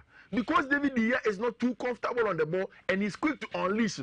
United's build up is hugely affected from the Spanish La Roja straight to Manchester United. Every manager that is ball playing knows that whilst David De Gea is a wonderful shot stopper, generally and essentially he is not a very good goalkeeper with a feet, and hence that is affecting team of Manchester United build up until you will look elsewhere. Until we United and I think they on Rich. United for now started complaining fans. Say Anye Bia Chelsea and Kuku. Chelsea are signing Angelo Juanjuani, Nicolas Jackson and in a movie. Arsenal, Declan Rice, Kai Havertz. Declan Rice ain't official yet, but Declan Rice, Kai Havertz, Julian Timber, as well in the movie. Manchester City, Matthew Kovacic, Ababa Journey team. No. Liverpool, I am Alexis McAllister and Wejuma. There is Dominic Soboslai and Nemu with respect to that. Where is the signing for Manchester United? And I think that we said it at the beginning of the window. So until United is able to finalize some of these things, do not get it done. But on paper, I can tell you on authority and confidence, United is going to sign a branch of Mason Mount from Chelsea Football Club. Obey the first signing. And now, the report is that 55 million now money to for Chelsea. No, still it is there. United have not walked away from the deal, and it is simple. Chelsea for winning, in as much as Chelsea pays can, they know. Say Mason Mount, my United pressure. Say Munties can. So that's exactly why Chelsea play hard ball. Only say Mason Mount akache motomo, and every time say he wants to play for United. It's moving a deal. But the problem is that United are not going to go about the 60 million evaluation of Momus and Mason Mount. So the problem is now going to be with respect to structure. Say 55 million. How are you going to pay it? Which one is going to come up front? Send a beba later, and even with the add-ons. And then Chelsea and Manchester United are meeting to discuss in finality what really is going to happen with Mason Mount. But I can tell you, this deal is going to go through. It will go through. Quick. It will go through, and Mason Mount is going to be a friends and Manchester United player. Once that is done, United will go after a goalkeeper. They are going to probably go after Erasmus Højlund as a striker. Then hopefully by that time, no future of United has been known. Then you take it away from there, and yes, you are in trouble. Now again, another United player, Namo Peno, really wanted him. But again, a better friend Kim Jae-min is moving to Bayern and is going to be a very good centre back. You see, Rich, if you are looking at centre backs, our specialty is short passes, 2 meters, 1 meter, very good short pass centre backs. Then Kim Jae-min is your man. Or a very good circulator of the ball. Sometimes he'll push it up. He can play in that Bayern role as a double pivot with Joshua Kimmich. If Bayern pushes up and Leon Goretzka pushes up the field of player, he can step into the middle of the park because he's a wonderful circulator of the ball with some short passes. And Thomas Tuchel and the centre back, who's the Tuchel pair, big bulky centre back, some Samsung ball on the ball, and Kim Jae-min is one of them. Now, Gabi's any was saying, Chelsea team Niankra. Zia Obiako. Sa Champions League final now Chelsea winning against Manchester City. No? Edward Mendy was in post, right? Chelsea bought 3 back of Rudiger, Thiago Silva, Ewe Chionum. Andreas Christensen at some point in time came on. There was Rhys James, Ben Chilwell, you had N'Golo Conte in the middle of the pack. There was Matthew Kovacic in there. Then up top, Mason Mount was in there. Kai Havertz, Timo Werner was on the field of play. Rich, Aka, Rhys James, and Ben Chilwell, and Thiago Silva. Almost everybody's out of Chelsea Football Club. And Rich, in the building up of a team, there are about 3 ways you can go about it. And the 3 ways is that either say for young players who have a prospect, and in the near future they will build together, grow together, and then they are going to be a solid team. And as top stars. In recent times, just before Todd Bowley take over, Chelsea's rainbow was about buying the best players and then getting the best manager to get the job done in the short term. Make several times, even when Graham Potter was at the helm, say Chelsea's job is in the long term. A lot of the decisions that Todd Bowley take here may sound ridiculous in the short term, but once you look at it in the long term, it's about making sure that you get a stable brand, and that's exactly how you can compete with Manchester City. So person compete with Manchester City, you look through a long term. Now you cannot compete, but how are you going to compete in the next 2-3 years? Kai Havertz is gone, Edward Mendy, Echo F Chelsea Football Club. Then you are going to get a lot more players. And now, Abrantia, your friend Robin Loftus-Cheek, Edru, Madonina, and pay or any medicals with Milan, and he's going to join the Milan side. Sandro Tonali is leaving Milan, and then they need a replacement for him. And our branch friend Robin Loftus-Cheek is going to get in there. One of the best press-resistant players that you can get, or very good upper body strength, and he's able to carry the ball forward for team and friend in Chelsea. And it's going to be a good one from Tima, your friend AC Milan in the Italian Serie A. Now, to the big one in terms of the Chelsea conversation, Moises Caicedo. Right, you see? Caicedo will likely play for Chelsea. And Monsieur, we are Chelsea here. Emma Gabi Hunano Babi Hunano how. Manchester United are not going to get Moises Caicedo. Caicedo is a Chelsea player. Yeah, you sure no as a bait. Yeah. I said I'm say Chelsea. Moody we Chelsea deal. Some pay Caicedo. Yeah. And he say pay Mason Mount. Yeah. Ya ba mo sene mo fa na mai. No, it's okay. Yeah. Some mo fa Mason Mount my idea. And ya mo target. Moises Caicedo enso e be kɔ no. Ba mo kɔ no krampo na. Ti o say e kɔ no ho a, ne enya brante na. Arante na mu no odin kan ka chem so ono on sign contract extension ma mo. Mason Mount. Which is Mason Mount, right? And you know, o de on bo 1 year na mamu wie. Obo season ni wie a, probably obey free agent. Na nyame adoma next season no aba. Enti e kire say, Sabe ni Chelsea no mo Caicedo mo anya no. Mo anya sika. Mason Mount do amasa lucy no. Do we ni use as a bait. Yeah, but en cancer pe no. Munya no kra. Ye ni na wie personal terms that. Ni akenya si e be kwa ko. Na mo ko dress kan yi. See any best here, Jiji Musika, Asna Sigano. You're to in Tebina when you are got to correct player. Yeah, just that hero. It's about to Tebini back one man. I thought I was that. Yeah, last is in back. I have my senior man. Only a time when you cry, Williams, I don't know. As that you really, in fact, your mom can have it. I just 65. It's the most never Missy Mountain on 55. Okay. Your Kabuma over 100 million. Your Cobb Tony Blue Money as a chief. Yeah, more 100 million. 80 million is Bema. Yeah, more 70 million, and then 10 million of add-ons. Trust me, Rich. That is going to be the structure of the Moise Caicedo deal. Once personal terms have been agreed, no, he's going to come into Chelsea Football Club, and that is going to be it for Chelsea. Any Abrante fan, Moises Caicedo. Now, you see, Caicedo best is Chelsea. He's going to give the team a different dimension. To be very, very honest with you, every time they are one of the most important parts of the 4-2-3-1 formation. Is the off-the-ball sided central midfielder. In this case, it's going to be Moises Caicedo. Nyame Adoma next season. This is a possible Chelsea first starting 11. Ben Chilwell were pressed, so there's a red in there. Benoit Badiashile, Fofana, or Thiago Silva, Rhys James, Enzo Fernandez, Caicedo, Sterling, Nkunku, Madueke, and Abrante Feni Jackson. The most important parts are Moises Caicedo. If Chelsea is able to finish the Caicedo deal, they may not even go in to sign any other player because they know once that deal is done, the key cog is very important. Nyame Adoma season start here. Chelsea are going to play just one game till next year, January per week. So they know that it is going to be an average about 16 to 19 players that Chelsea may use. And you need Moises Caicedo. Say, resumes Emmanuel back three. Then he comes inverted. Then Enzo Fernandez pushes up top into the left and right half space with Nkukwa. Then you need Moises Caicedo in here to be some sort of a deep line playmaker. Bonnie Manager, he will recycle it with a branch friend resumes who have come inverted for the team. Then you can have your wingers to stay high and wide. No one penetrate here when you want them. That's exactly why Chelsea need Moises Caicedo. He's a good carrier of the ball. Yes, Nebo Bedini. But I'm very, very certain that it's not going to go beyond the 80 million mark at Chelsea for a share to have a branch here. Your friend Moises Caicedo for Chelsea Football Club. Rich, do you know how much Sullivan or West Ham United? 105 million. I know the Tor West Ham. Yes. And they were torn Declan Rice.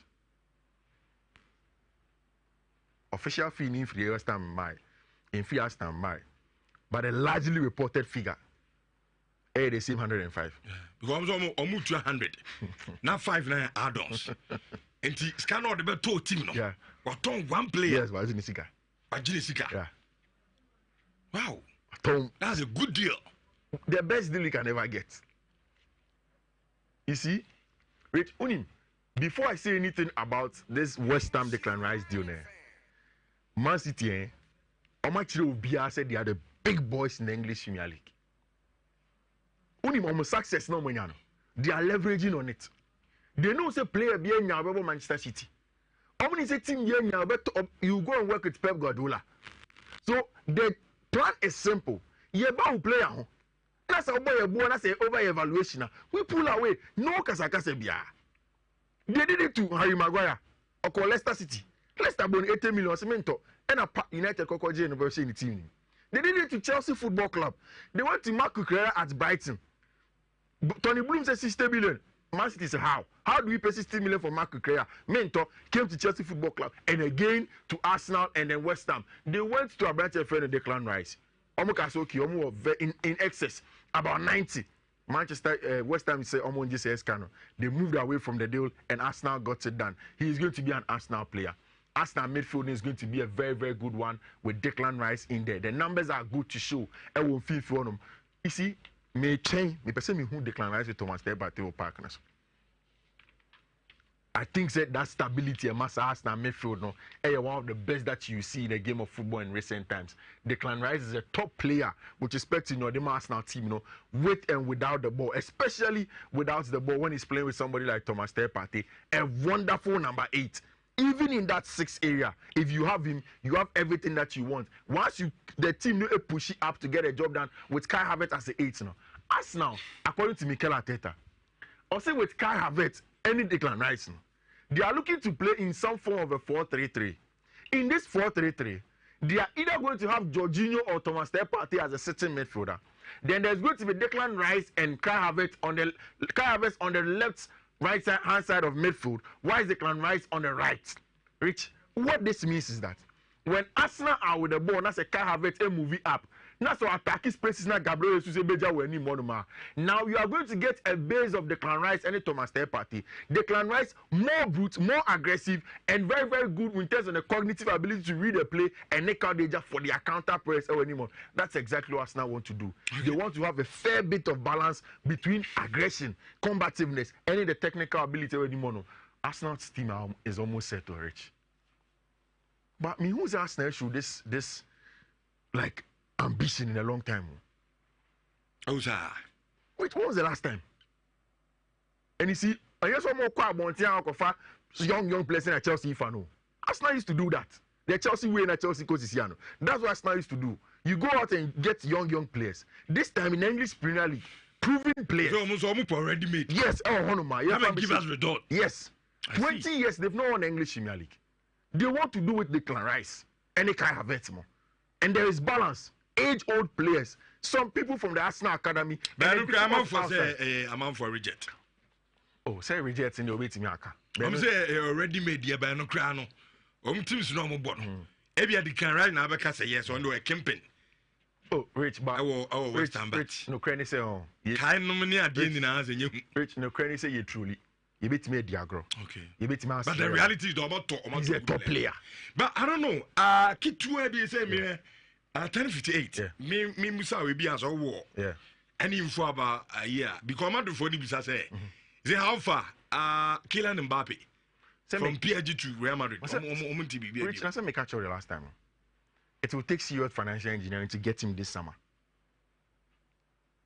Madrid doesn't have the money there. Madrid needs come 200 no. It seems that you can go and buy the player.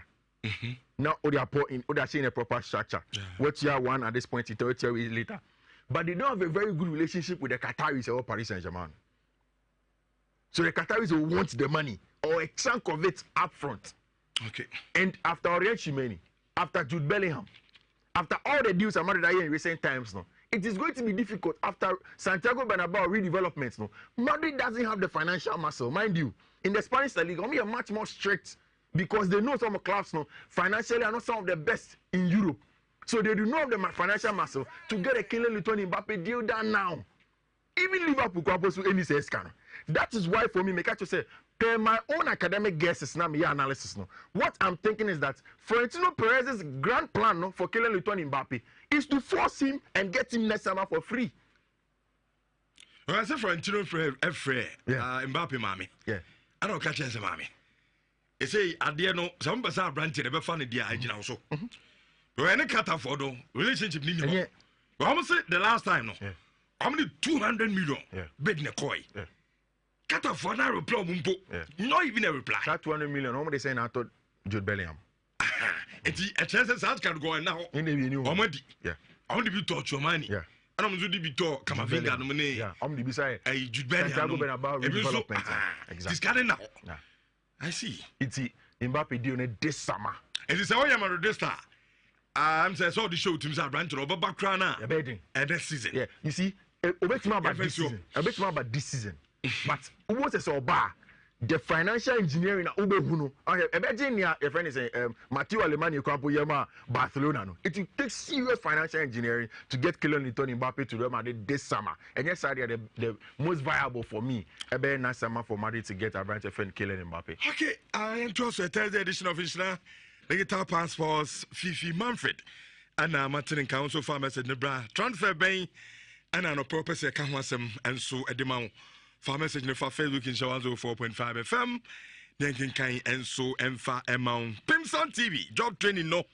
Pamcho, say, new date on the Abano for next batch no. I 28th and then 29th of next month. And Monso so and person Mukusia Jumani Bino. Monso Mudata Abba, I don't know. Almost all bar. 50 city for registration, 500 cities for training fee. That's I have 550. And I'm doing 16 and I'll call Kushia. Ebi I said yes, yes, soft drink. So bread making, cake, body cream, and queer say mosquito cross said yes, no, Sharjah, we decide, fresh yogurt, bar soap, Azuma blow, Alata Semina. It's one of the fresh restaurants outside the Ababa count. You've had more net bad than them some day. You guys are best. So because a Niama, a day Chabano, and Yasam Kitokra, and tea, Mr. Yosikani ready. Now a kutia. And Sanjuma Ichiaka 0244 718 na when you mpedin for and soon common fee and Chemubi a chewe no almost so etimi at the amamo ayaleba na ayaleba na for no so trust no and I make up for a dread amount a Ghana Herb Therapeutics omina de aba a gasofre adrono Ghana man capsules low libido, male vitality, premature ejaculation, sanso and a penis enlargement, a dray and a okoto, then sweating a bopa. Bema, Obema, Numuaya Mre, Sabi Hobantem, Watinka, our form Obana, Bema, Obetima to be no one, sanso and onoma, a ye finipedian titru, and untinum, and Momojanity Koba Kama, circulation, that's when you come. In Tiabasa, stroke num. And then said you complaining and say Chamania Diano, Nina and so a bit me a jay. A dray a buy and chair dear. Then so a camera said a dance abahono, a crazy. It is so on so cotodre bina and num a bit me abwa yepa. Leading pharmaceutical shops, drugstores, nano a be our number near 0244 727028. Now it's me, Ajo dear Kama. I control dear. Madin Kakato say a year. Me control biada sɛ mentu kwan akɔntuo deɛ yɛ because ɛnɛ sɛ ebia obra ba akubi ana onua bi onya kwan no wuram UK baabi US ana Germany baabi a agya dɔde ba fie be abɛkwanche efie problems no ɛya ne nhyɛ da nya problem so enti me se ni nyina mu no wani na hɔ akɔntuo no deɛ yɛ na sɛ travel and tour fo ni bi wɔ hɔ a nyamianim enkoye ɔdu sika no ano adi ɛno nti me kamfo Lodes Travel and Tour ɛna adi ama wɔ me kasa obo pe cleaners edi bi kɔ Qatar ebi nso bɛkɔ ɛyɛ Dubai UK Canada ɔde nurse fo ne ɛdɛm kɔ o ba wa tɔ island twa ne kama no atimi aba ne ɛdɛ kɔ nurse fo ne ebi nso bɛkɔ ɛyɛ Kuwait apart from that Italy aben US nom Canada country bia ɔbɛso kɔ bia no Lodes Travel and Tour ɛna me kamfo mo enso ɛdi ama wɔ ɔmde Lodes Estate Agency ababɛka ho me kasa yi o pa asase atɔ na afie atimi atɔ ana bi kwa op office ahan na wo de adi ujuma bia me kamfo Lodes Estate Agency ana di ama wo ene wakɔnto hu sem nyina no okɔ Kumasi de cham so Wallace Towers abosani ma wo second floor number ne 0540 477 565 bet the one is bet and one is say obia etwa from Monday to Sunday omu weekly jackpot no omu twi na oye register player crowd there na uni problem omu de no de man ye sonko ne say a random picking so into obia wakonya beba na so watimi anya aye jackpot bi enso timi adi aye 1s bet nemum always bia no make sure so be use omu promo code no G8 jackpot no anya fantastic bonus of 300% na so sika no bocho and also to me anya at the fee 1s bet place to bet awo Franco Turning Enterprise and na a chato na the tell say General Franco semen kanto say he awo yo obi awon tan trefi on ta jafi ho etutu kwan ni ade ti abasa na kromfo so no ho ya anomi na so mo koba sa akwo ho tan trefi anwumre be kwa korobe no ese onya cameras ade bubo ofie ho so then no so no etimi bua ba bia wo bia na wo hwe awo phone so na omo CCTV cameras no amount a recordings bit is a video and I feel audio at the same time. If you have video no, next amount a audio no, as I the tabletop fridges, air condition, Samsung, Nokia, iPhones, a nano, Franco Trading Enterprise, and I may come for a diamond. Kumasi a doom 0245 316969. Now onomo and so any a year and come do paddy and 3p garlic mixture. And the garlic na ye. A doctor for credit dancers a garlic dear, a young kunya so, a saya dear bebre, and inti kotobina and so and a bisu mean system or bar of fish come and koye obesity. Why can say bebre service say what to abuma konumbi stroke asthma pepamcho munto a 3p garlic mixture piwak natural health omo and a day a year doing on sway at the abadja so maybe a ton pebiano a bin so our ho. Piwak number is 0248 928824. No to me ajo dia mabia I kama pa ade abao. Ana pay offer. Menim say utie show no abo Germany. Offer somadu. Good morning. And I feel parking. Our New York. Also menim say utie show no den and I feel branches. Our Virginia. Good morning. Good morning. Bibia abokode. Uncle pardon bibia fine. Unse me bantama na wo me. Me na wo fie mi no bantama. Nti ya wana ya wo me ametina ya for a very very long time. Na me nyine no one of the younger sisters are bantama setina. Ene Nyankopon de ba makwam ye fe no Ramatu. Na ene Ramatu birthday. Nti obi o bantama bia nim. Enim Ramatu. Enti me ankasa me younger sister Ramatu baby a wo bia no me sese ala enhia na onye okese onye wakoma so ade nyina ma wo na enyini na ebeye panyi papa ewo ho nti Ramatu happy birthday Richard aso epre edan ni bi chamber en ho self contain no ewo ahensan estate ne Ramsey amesrewa se utie mi na we agent we fiura anase unimobi a owo chamber en ho self contain ewo ahensan estate ene Ramsey ana wa 0540 195592 0540195592 ede amayan Rich say wo Ecuador na say ya move to one of those fortunate rich homes and I say drug cartel for ni fie ni bia na ya wo to hiamu a ade bia yankopɔ de bema obia no eno na also hweso na yi ni ye na obɔ mpa say beboa na odi a transform of family. And that is the story of Mosca Sedo of Ecuador. Now of him a very, very, very poor guy. And now Bobo a talent a woni muntino. And a brandia will free Ecuador and a busia for Jan Coin chair. Ababe PM England. Now, what about one of the best teams when it comes to say, yes, scouting for players. Na yamo mudi near add value near ton or more. And as I say, be so. I think he won on the 2nd of November 2001 until I just 21 years. And they Mosca Sido after a performance for Brighton and Hove Albion. A lot of interest. England konim. Now, Mabeka wa say Chelsea are struggling with omu books. Enti omani so ade nyina say they will do their business in terms of yebeton ye players. Tiaton Kovacic, ama Man City, yaton Kai Havertz, ama Arsenal, yebeton Mason Mount, ama Manchester United. Na ya Gigi Seskano.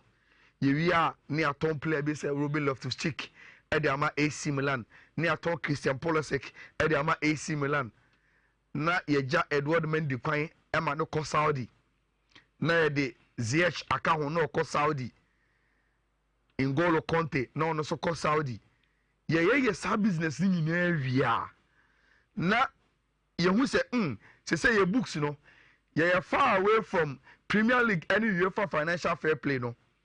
And a yate squad ne so ama eduru a sizable size a ore efe no Mauricio Pochettino epe obetimi da ye adwuma na afi no ye inject 1 or 2 players bi in key priority areas e we team nim na ya hwese adwuma no ebetimi akoso. Now I have said this consistently waha say Owura Frank Lampard say Chelsea ehia a loan DM obi a ono nko abetimi abo 6 na ne bo ene na ho keka o park ne so ntino etimi ama Chelsea team no ekọ nanimu a omo enhwe o machi bebre na omo lateral defenders no so join attack na omo nim so omo number 6 bi a obetimi aka center backs no ho na omo shepi ye enti in transitions no Chelsea will be a very, very formidable team. Na nim say Chelsea ena na omo pesa position no and omo light atom was considered so until we thought Chelsea would do all their transfers na omo nyomo sika ni wi then ombaba abante friend was considered so e wo Brighton and Hove Albion na Rich enra ye di holiday yan kwatin last week Manchester United Esiam was considered ne representatives ama oma twetwe nkoma ama na duachire ama oma bo Brighton and Hove Albion for kra ama ne se o enche bia ye Manchester United no so yes so brand ye penny bi and we will join the race. And it is say was considered ne transfer no enye Chelsea nko Manchester join it na the M1 was say we hu say last season in January na can say Arsenal na epe no Arsenal dey a bid of 70 million ekoye Brighton say there be enja Brighton enye na you say be man free club nim sisi a omo na Brighton ne kasa say we tena ha na bo season wie ubo season wie a ye benye sika ye yepe unsusu benye sika wo pe o dey just focus ni emo season nye Rich Brighton ne tiase tena e now obo season wie a Chelsea aba and as I say Manchester United so edo mu ho aba begim Macadamia say for club like Brighton Hove Albion there, the moment that Ube stage a bidding war on their player, a horn on penal. Acquire one team, acquire come about penny. But so we stood in home at Jimmy Dia. Naka say, Massa, we will cross on the soprano. I say, Eddie Jano. Sankofu be a good idea. No, be asking my mouse, because the months here. Nessa, I don't know for a ball. Well, sick I was no, wo and I'll be your brantiano. Now, Miss Bobby, last 2 days say, Meba Baby Dim come why clubs a good brantiano whom be presano. And whether indeed a brantian actually enough, say a human clubs a Cassiane Pereson Bayano, obeti me ayana. But Rich, answer na me kumno. There is a caveat to Muascasido, and in common amidino. I no credit. Were you only 21 years? I no credit. Or your rocky player, can rocky players are on suddenly experience baby. I no credit. This is even the first timer. Yatin D in the English Premier League. And why we already Chelsea? Oh, that's all a 1 season player. Onye Michael Esiemwa na yakoto maba no omaje best player of French League anim na omabo consistently yati omudi ansampo na edi omoba no. That is true. And no matter the qualities Casido wono say tora there is a risk to Abrantier no in the future, but there are a lot of positives, a lot of them, and I know any about highlights say oh yeah tactical board no so no Rich. For a 21-year-old there, turn on in the science, even 8-year contract, when you say Obebo. Yes, and South America for the community pay in terms of football age. But Rich, Sir Osha Muasca see the new one. Don't you see, say, genuinely I want any young. So when a new one, who could say genuinely, he is a young guy on your penny. Enti fine, maybe at 21 no. Only be a kind one by 23 there. Abanteni should be okay. Say Obabo Boro at the amount. Enti age wise no. Abanteni was a lot of age on him. Now Rich, have you wondered say the team be a coach by Roberto Di Serbi? Ebe boss attacking football now. Obi a the follow of the Premier League because kofoni bo papa. It means say omu team the balance here. Omu jomu says in it. Say team be active free. Abbo with a lot of boldness. There. Now who's a Brighton Ebona? Oshia Liverpool unsuro. Oshia Man City unsuro. Oshia Arsenal unsuro. Oshia Manchester United unsuro. Bona no on Canaton chum. The Eboma team be any the confidence to play the way na we are fair the Serbi Ebono. Me say ojire number 60D. And on him so betina ye adwuma no and number 6 no and ye kan wasem no etunim say watch the Chelsea team no watch the Manchester United team na kama Casemiro be United team no ma omunya 6 omugini di no look at the way Ore fan Eric Ten Hag Manchester United team ne ball and that is the same thing and I'm here so Mauricio Pochettino ebe hope for senka onya bentia for no Casido ebe Jerry 6 wa na ogini di team ni gini dia. It will allow the free for football no person bono say obetimi abo. Now Rich, these are the numbers why I think say Abrantier is the ideal player. Say also open number 6 team one. Last season in the Premier League, Rich, Abrantier positions our boy Dodo na AMU defensive midfield 61% and a central midfield 30% and a right back 8%. So it means that when you talk about Casida, predominantly no all turn so on number 6 in the mouth. And yes, you man by Brighton last season 61% of the play. So Bobo so so uncle the name kakra as a uncle a shadow 8 no on press amount so 30% Brighton is able to do it. On a day Rhys James Epra Namalo anyhow and also on so Epra and a onyini. Say also open versatile player Uncle 2 Emawa. I meant to say this season there were games who said not the same airborne with 8%. And all around the pitch in these key places, you know, Abrantier and Ebama proper performances from Abrantier and Moas Casido. Now moving on from there, Rich.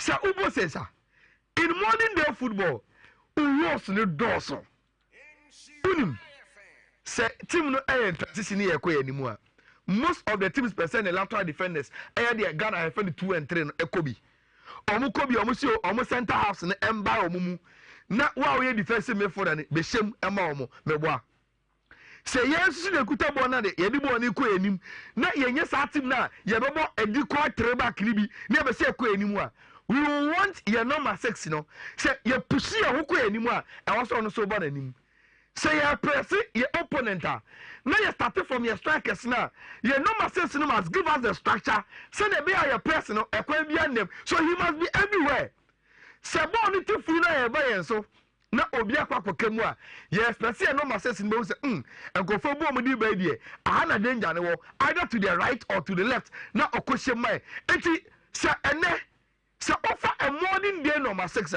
rich. You need a player to understand a lot of things when it comes to defensive awareness.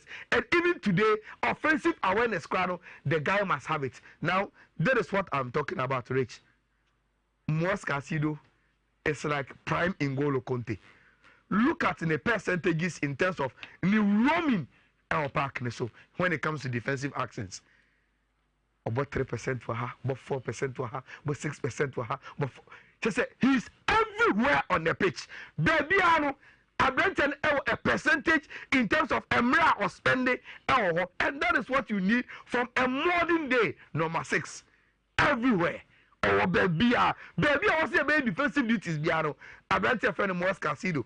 And you know, quite rich.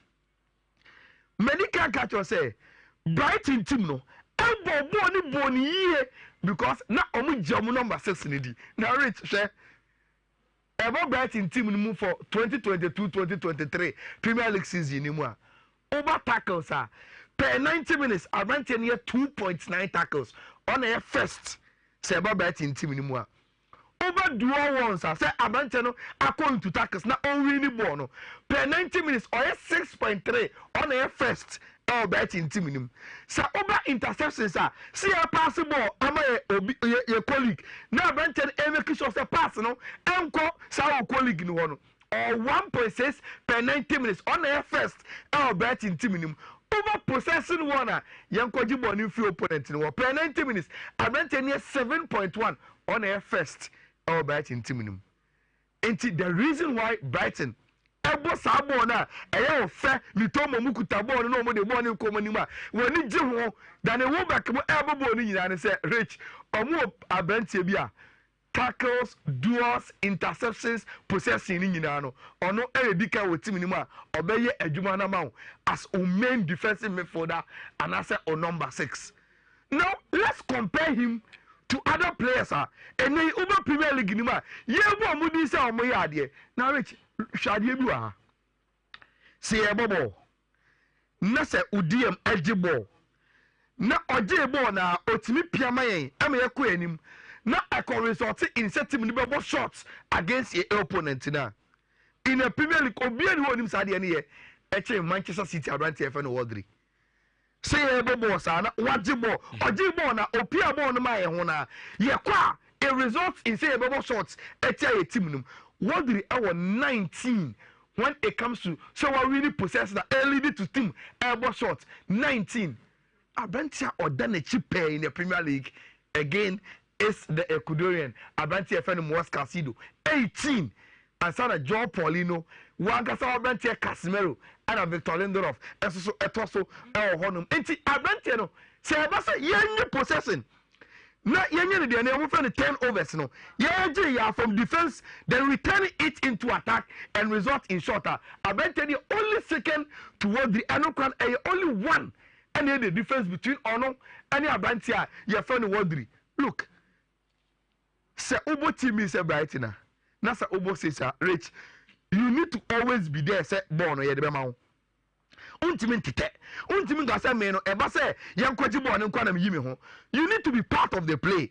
That is the reason why coaches akese no so mo pedi ye ma rich they are not just looking for a destructive player ompo bi oni ball ni bo enti akwase ye bobo esi ye hu ye no ma sesi no ye nya ball na I say boni beam because the Obaba Jibon what any. Now Odiama 8 to 10 no so abobino. Oni ho. Look, Abranti friend Mos Casido. The reason why club a friend Brighton, Debia are very, very smooth with Omo transition. And Capelga Jordan Casse, Uber we are singing now. Uber team Omo transition here smooth pa. A Brighton of Albion team. It means say Omo footers are always coming from the ball to start Omo transitions in the amount. Mos Casido, the only young Rich. He's always available and also say as a defensive midfielder, Obama every defenders know. And look at what I'm talking about. Say okay, attacking sequence involvement. Say yeah, attack.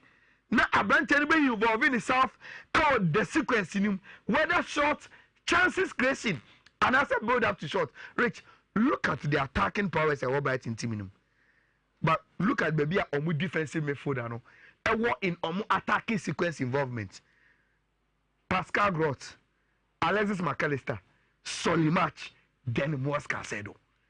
In terms of players, we are more involved in attacking sequence. Sa bright in team where I want a lot of attackers. Still now, number 6, Abranti friend Mos Caicedo, a fourth. When it comes to say attacking sequence, or involving itself, it's Abranti. He has shown a very, very, very formidable statistics and numbers. And then say, in player, you need to look at the figures.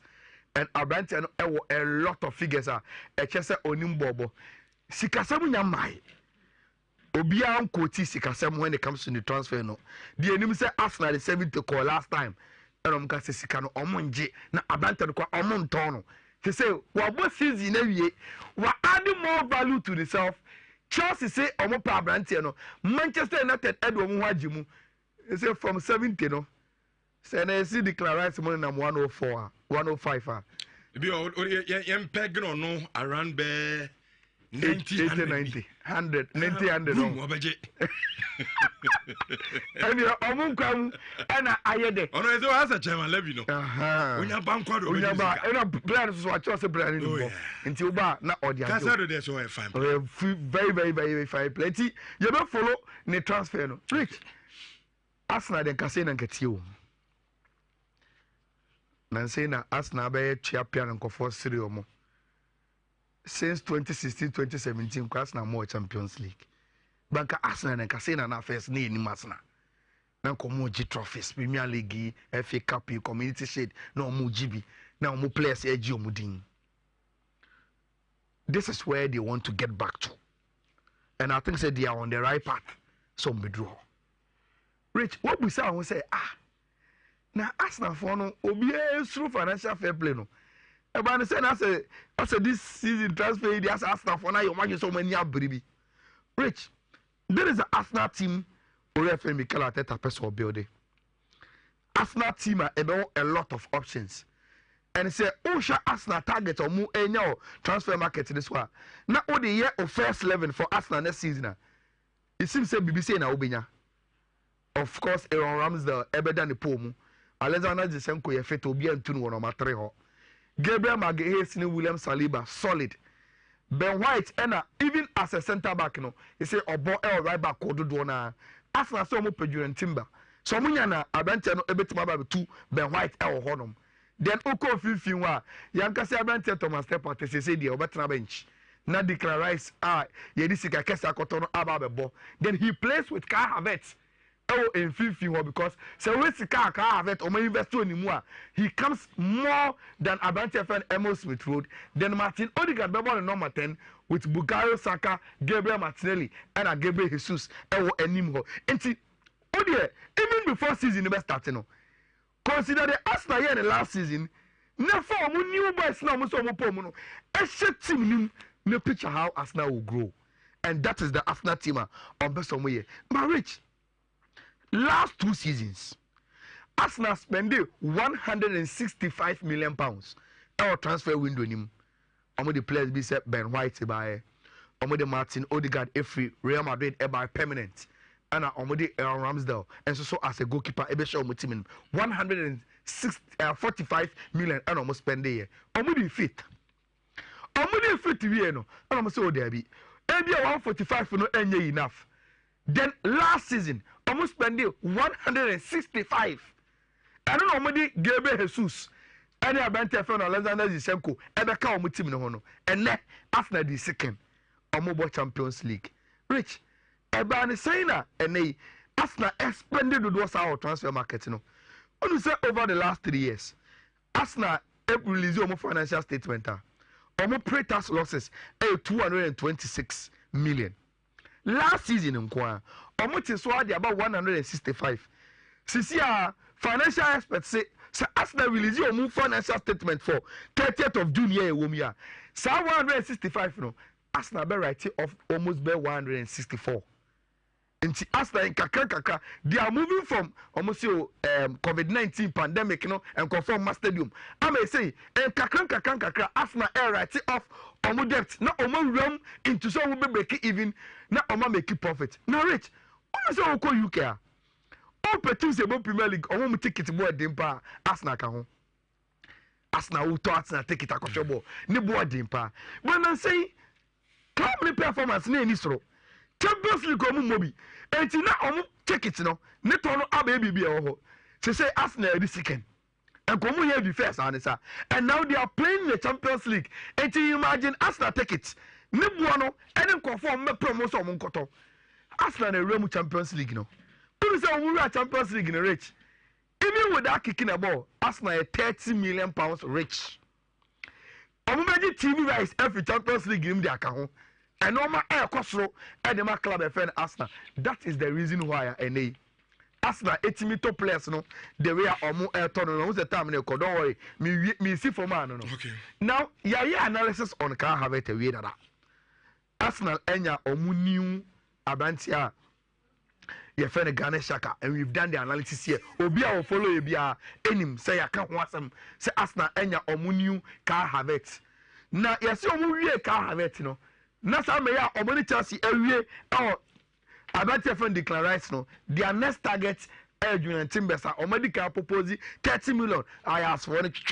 Arsenal will get the deal done. Now, Rich, Mammy, you cry with about your friend Declan Rice. And in instance, Rich, Declan Rice, Ankasa, Nani boy, saying. And no crass City for Basso message, because Arsenal are within 90. Which was 75 plus 15. And I said to see what they be munjay. Yes, you be a top player. City by also be 90. Or maybe 90 last time say, Charlie, and no money more. Then after take it to 105. After I do call 105 now, City see about and ko penny bim. 105 the yen mintia. I must say Arsenal air top Declan Rice 105 million. Now rich. Say omuto Declan Rice 105 million. Unim say in terms of most expensive English players, say Jude Bellingham free then Declan Rice na beba. Jude Bellingham cost 115, Declan Rice cost 105. So it means that a Basadia, say Declan Rice don't sorry. Jude Bellingham don't know Spain. And Jeanette or no England England English player be an board. Wow. Actually about your friend Declan Rice. And in the English Premier League na Kasan so no. About your friend Enzo Fernandez na be breaking market no. Okay, they say ono so aba beto so 2. Na mama nwie sa de we keke. Medical be catch us say adinti na they can rise ne boy den sa. And o deserve sa price na because enkofo bebrebe busa. Last time be catch us say me Uba defensive midfielders do ni mbo pa e wodri. E ma me e wo Premier League nim. Do ni mbo pa ma me eno no. Say compare the numbers of the rise to about your friend world there. You be cheche mu say when it comes to this aspect of the era, Declan Rice ABT about your friend world. It's a problem here. Now let's compare ono to about your friend Moise Caicedo. Say Usha Moise Caicedo total tackles are Obi actually Declan Rice. Declan Rice our interceptions at the channel. Declan Rice our ball recoveries at the channel. Declan Rice our clearance completed at the channel. Declan Rice our forward passing at the channel. About your friend Moise Caicedo. And she also saw on the channel. Then the last one, our Arsenal team. You see an upgrade of all the midfielders and what Arsenal the numbers need speak for itself. Rich, your friend said Declan Rice a DM. And she all company goes to Arsenal number 10. you're unfair to him. But we are no free wa. Position na ne ka have eba bebono. Which na make catch us say after the way almost bona. Abete friend Granit Xhaka always joins Odegaard in double number 10 into Ogo Sichino. But the Clarice Ogo Sichino Thomas Partey. Ogo Sichino Jorginho. Which omuna pray for number 6 you know. Now we no free wa. The Clarice assist Echin Thomas Partey or assist Echin Jorginho or pass accuracy with Thomas Partey pepe but Jorginho the obitino about interceptions you cry there rich what it mukra and about progressive careers so there what it empty all compare the Clarice numbers to almost ask na Airtomu to come and replace now rich a class why they think say they are bringing in an upgrade of both Thomas Partey and Abenti FN Martin Odegaard. Ewo mutimiti after our spending and they are spending well and they be ayan ko for catch Manchester United for no. Most must spend the pa. But mutimini baby ejina ne jina. Omuta ko fa Casemiro ba ya eye good spend no. Who baby and wa popeli mutimu no. Of course. E dey akọ. You say mu Champions League nim. After Champions League business mo ye. Man you muti ho and Messi Mount and better and my sama Kim ko Bayern Munich man timi anto abra Kim and I'm team no na yen Johnson fan free of course you be fear the na sha said they free the blank matches also akachi avie Clemente good morning Richard bibia boko na me adom bibia boko the kai say Tuesday right and your ball your second game editia Morocco na yes sports group so the man who's avia betra am skay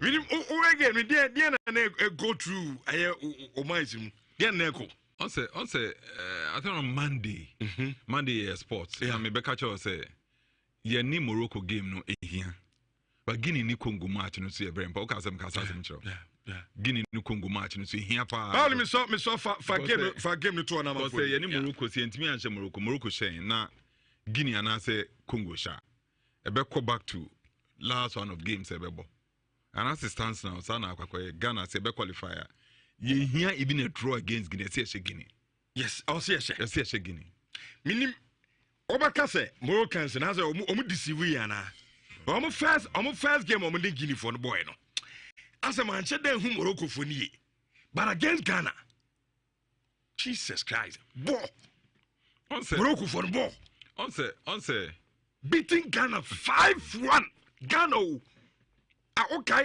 the last time our team share Ghana 5-1 Ghana yentimi possess it like hold that play be bien koye be your team there from goalkeeper defense for be bien koye Morocco for the far game ni na be bien koye because players there na the call tournament no and your best ni your best players in this place me na Adam hu no and I was having Clemente. That's our best team at the court tournament. Best team free banner. Only number by so about 10 minutes. O free has going up. National team there be anya. Tie. We say free banner about 10 minutes. About 7 minutes first time. 15th April. Omni Luzerne about 7 minutes. And 11th March. Omni Lugano about 3 minutes. See. So we call flash courses here. Me chere omomite omko flash courses here. Na omonko die ball match against Morocco. Na omon clicking on every single black Meteors player. Who click on player no ni dino so. Ebe ma the number of minutes a player na ball. And how active that player net me. Players said, not in a squad, not in a squad, not in a squad, not in a squad, not in a squad, not in a squad, on the bench, not in a squad, not in a squad, not in a squad, not in a squad, not the bench back players in the Quay. Players at the Quay, no. Not in a squad, not in a squad. Players are only a bench warmers. Yes. Obiat bench. Yes. Most of them. And you're so irritating. Sometimes I shock and I'm a book. Huh? Not in the squad, not in the squad, not in the squad, not in the squad. Now on the bench back with him, on the bench back with him. Because not in the squad, they just say, you selected players, crowd, no kobo, a giving match, crowd. Now won't count. On can cry. The able born, if you are no down for bit baby motor spa and as a motor damn baby. On can. Had done that in Sobila ne. A rented crowd say, Sebastas, a Semban, home to me a regular status. Your league week out on but na league papa near boy. League a boy, hey, papa. And the be above his saying is garbage in, garbage out. Garbage in, garbage out. Your league a boy, hey, papa. And our selected player wouldn't the cocoa ball competitive game say a year a player on the bit me actually. Your players from here star players say Tom free hey the call outside. And on we are not in the squad, not in the squad, not in the squad, not in the squad. Be one on the bench back, on the bench back. Maybe I have money 3 minutes, been a money 7. We are star players from our local league, our domestic league. I first say they are star players, no. You don't go outside. On we are side, no. A quite friend Salim Adams, said about Hartford. Or no, US. Or was Cincinnati, yeah. Or more board that. Man, I make a show. Okoye no click on Salim Adams ko flash corner click on Salim Adams not in a squad not up you my break me call show other match ma corner not in a squad not sa na kwakosi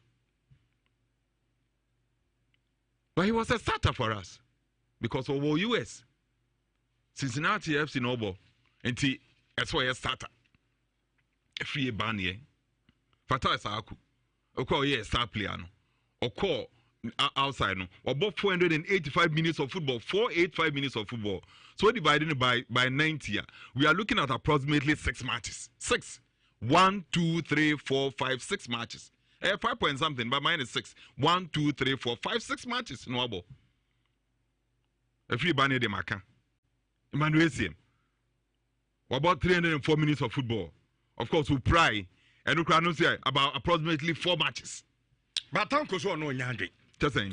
Also, reason Tiama Luciano. Yente Ibrahim Tanko, our new coach, Adama the Black Meteors. Yes, the reason is what I said. And the Moroccans 2 days more rest than us, as we see it in the game against Congo, that the Guineas are very faster than the Congo. So I think that's the reason. We now have also 2 days to rest, both teams, so we are going to make use of it and then try to win our next match. Yeah. Okay, and so your coach say, Mommy, you're fair to the boys. Your first game, Dabe. Your boy, first game, I think that was Sunday. Your boy, first game Sunday. Anna, Morocco for near no boy, almost Saturday, which Omomunya enough rest. By a gun, your boss Sunday, no. Tuesday near Sunday, Morocco for on board Saturday, no. And a ball. It's Omomunya enough rest. By a resting. It is our game down here, Bona. I mean, everything was clear. See a boy's not break. I think any Afghanistan for Nankobana. No, but so and Colombia, Cambodia for Nankobana. Or the tomb say your performance on the day, Uncle. But you see, so that's but what can I say? But when you start making excuses like this, airtime. When you start making excuses like this, airtime. One year tournament, you him say your first game against Congo now, your next game against Morocco. No, one name day I bought a match. No, who didn't know? But is it not obvious? I know. I mean, we are saying you are just making up excuses for the coach. The one I'm saying is, who your coach? That's what's going on. Near what year weather forecast? They catch us say in Subeto, and in Subeto anopa. No pay one for umbrella, one for raincoat. No abane in Suabo. No beka say in Suabo me. And then you knew it. You were told beforehand. Carve the fixtures by beforehand. After the tournament in the starting. Yet, you need him time again a baby first match. Need him time baby a second match. Need him time again a baby a third. When him so nyame adoma a chene him. Enti tanko no nim. Yeah, boy third. Enti no nim. No nim. That's it. No tanko no nim say your first game against Congo now. No nim say next match against Morocco no. Your baby on the side. Okay, granted you can no credit. No nim. But isn't also true say na your boys no ma brampa. Because your boy Sunday and your boy Tuesday. Meanwhile nipa na on any boy no boy Saturday. You're enough rest, a whole day to rest. Bola, you say, and then it's just a boys no mabre. Catch me, who said the boys no mabre? Me the son, Bono Munimbo. Bona boys who muni mbo Morocco for ni bossy and Marseille. What's Wabre? Wabre ko baby die. Wabre they are going to baby ada. More than born yen mom Morocco for ni born boss and Marseille. Marseille every part be Marseille. What's Wabre? Now we coach na be kasa ase me wo anka Michael Krameko ko Jim Michael referee nsem wo kasa ase mu na wo di adada wan because we were told we nim enti as a coach no e dey anwanya na wo ye fa ho wo ba be ka problem na kire you didn't try to solve the problem wo be ka problem atrem and as head coach no you are telling us say beforehand cross some weeks ahead of the tournament, cross again a boy first game. You want just 1 day rest and then Morocco boy second game. No, what me and you be and then you come back to tell us say and untina yes na ya brebre. We dem pie bon cross here more crown and mean person to crown. Or see a mumpie. When a mumpie. Tono ekremuni. I'm no medi salas is no bumpire no so no mumpie me mumpie. Me more opportunity say me busa nyankubo me bia. I'll not ask God say oh my Ghana and Shegini. Abba. I mean, maybe me buy my coin then next week almost better because school fees crying jay. Me better next school fees. Huh? But I say me busa nyankubo me bia Ghana and your group no. Morocco dem so onyan what to occur. Because they say Morocco 6 points.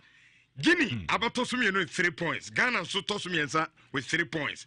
And a Congo do near baby ho. Nto no de. So no so we free our group nim. Enti ye ni Guinea no. Wa be she bia baka Morocco no ma qualify. Me catch you say. Ye ni Congo first game no. I told you me kan wa here say. Mistake a year and it's a break show mo 3 no. Na just ye wi. That was a mistake. It was at changes no 89th minute, 90th minute. Of referee players so mo bobi na we also no be bobi yeti na Congo for na timi no na yetimi aso mo 3-2 but senka bre share 3 no ketimi consolidate a 3 goal lead na ke senka goal difference no e be better ya bought 2 matches ya share 4 goals are considered 7 at the 3 ya share 4 goals we have considered 7 goals. The Casa 2 goals in free Mukra at least your goal difference would have been better than say the city say. But you share 3 new of this year. And I told you the other time say Tima a share that number of goals or more relaxing it said the Morocco for be next time because women have 6 points in every year. Huh? Ghana cost 6. Never you know head to head you Guinea saying Guinea so equal 6 almost was a Guinea until almost bet me for this almost me arrest some players no do mark knockout stage sunny about tournament but more first game now show group say the group see a thing or host nation home or Guinea form say the group near then what's a 3-0 now for we sabi players or mom come on yada now for we almost had the woman yada mum na saba and ya omati and look at where we are standing now to be here standing say see ya is it Damian the more here win. Yenya winner no na eka. Asa ne beka. O ya Guinea for match no. Guinea for mu ne push over so. And the e man here in say Guinea. Morocco for ne break pass. The man here in say Guinea here draw. Guinea for to me draw game ni pe o ma qualify. Just a draw. And e bia na Morocco for so aye Congo for so adoma. Guinea here just a draw against us. And that's what I'm saying. Ye ne see she. Wo mu dey so mo draw. Can you imagine? Your football now, your ball Ghana Hano. Any your talent you produce, no. Gradually we are sinking, and your fire drink coin. I've always been saying this. So Ghana, your ball, a domestic league, no air form, no real quality in a domestic league. Player be a deka krebi near cotton or qua, or never be more. You players a wild born team. One more no more top class or Europe. I'm more on a regular basis. Africa create on player for club be more. Africa, yeah, your top players free Ghana, Africa, omunya be more. Gradually, we are sinking our league. And the end products, yeah, banning no so, and your papa, omunya bibika crabia, no more outsider, omunya be more. And they are the very people so I bet follow on. As against other countries, or more, show Morocco for you, Morocco. Oh, yes, I saw myself this air. Yatina, Morocco for some. And also, I commentate on Creka. Omuhino, any Omuye investment, Omuye investment, on my football. Yes, a payoff. Yes, you said the sponsorship 3 million bar. Near the 1 million or 2 baby say the activation, the league in Basa. And if the end is just find the means. the Essino, and say, we need to sit up. Under 17, under 20, Troka, under 23, Troka, Black Stars, Empire, yeah, they be Empire, sir. What is wrong with us? I mean, Ayala, oh, take game next year. It's no problem, idea. The problem near selection. Yes, and tactically too, there's a problem. Ibrahim Tanku. Yeah, Unim. Me is so disappointed. Our game near boy against Morocco. No. So disappointed. And Bona born a Guasia and Quay Grau Abba 5-1. Morocco from Tipaganum Cose. Kese, and Unim. Dear, a man here in Guasia and say, as an Yakobo game way. We did our analysis say North African side shouldn't really be a problem for Tankwadintia. Yeah, qualify for tournament we. Yeah, qualify at the expense of Algeria. You know, yeah, prepare for tournament we. We went all the way to Egypt, Arab world, and you prepare. Yeah, no. You need Egypt for 123 now or more tournament we no. A boy, 1-1. Then met Zamalek, a boy, a share almost. And when it comes to playing North African teams, I don't know what it is. Terry Beno. Bono, me, say, player, we may hear player. Only one as a bomb, I'm in you. Players. That is what clear born coconut crow. Said what about Bonama? And that is what I'm saying. Say, Shana Morocco for the saying. And in Guasia, it's embarrassment because we've tested ourselves against these North Africans, you know. And to me, Ibrahim Tagoka, so Morocco funny and fast, you know. So then you are just finding an excuse. You are just finding an excuse because you beat a first team in Algeria. Only the Tabo, only Zamalek, and to this North African side, anyhow fast they are, shouldn't be a problem for you. And now say, maybe I offer a game with a normal game mount. And I feel I could block him and I won't be on fanfa. Now, Rich, I didn't tell me, say, for me, there's a problem. Osha Ajina Tanko Diko game in Muna. Osio, may bomb me back for now, the Biami Nimno. Nama bomb me down, lad. Nemo me yes, I won't feel ho. Send a bear, mitimno. Minim some Morocco for no ever free 110 wow. Now, I'm free. I mean, when your mamma was for Tawisaku, or met me at yes, so much you was space, you know. It may even feel free, no. Let me defend it. Send a bear, estimate my book counter or machi. No, Rich. Say, oh, you will feel any team. Your best defensive method, our team, him, AACM, no, now the national bench. She goes ne consider any na. Nakatem say, and I don't know, I branch your friend Salim Adams, any your partner, so every single go I say, yeah, you can blame him. Every single go, I say. Your first go, I say, no. And confined to short corner. And on mabo 1-2, ama up there. I didn't want to box in him, no. I don't know say go no. Who Salim, who no in Chayon. Who went at the walk on the cheek. I'm awareness from too much. And you have a pass some of that. Game na yabono. Ibrahim Tanko say bosses. Na insobila mo 8. Na Hafiz Ibrahim Emma 10. Now we 50 years. 84-3 na yabono. Who Salim and Obo. Look here. Uja ni na mantani ten oko. Uja suja maybe oja. So I bet you could find a space. Yeah, team na nkasa no. The general problem is awareness of Akoko US or Moboni bi. Otifie. No, but at least Uja Park is what. So awareness should count. Oja unjeo. Me play the ball or tin wa kwa pass. Now I really defensive midfielder. Uja also to kwa pass no. Na bo no pass you allow close it down. Oh yes, I we. Look, we say Opa, go through all the ghost men say, time and Salim Park. No, he is lost on the game.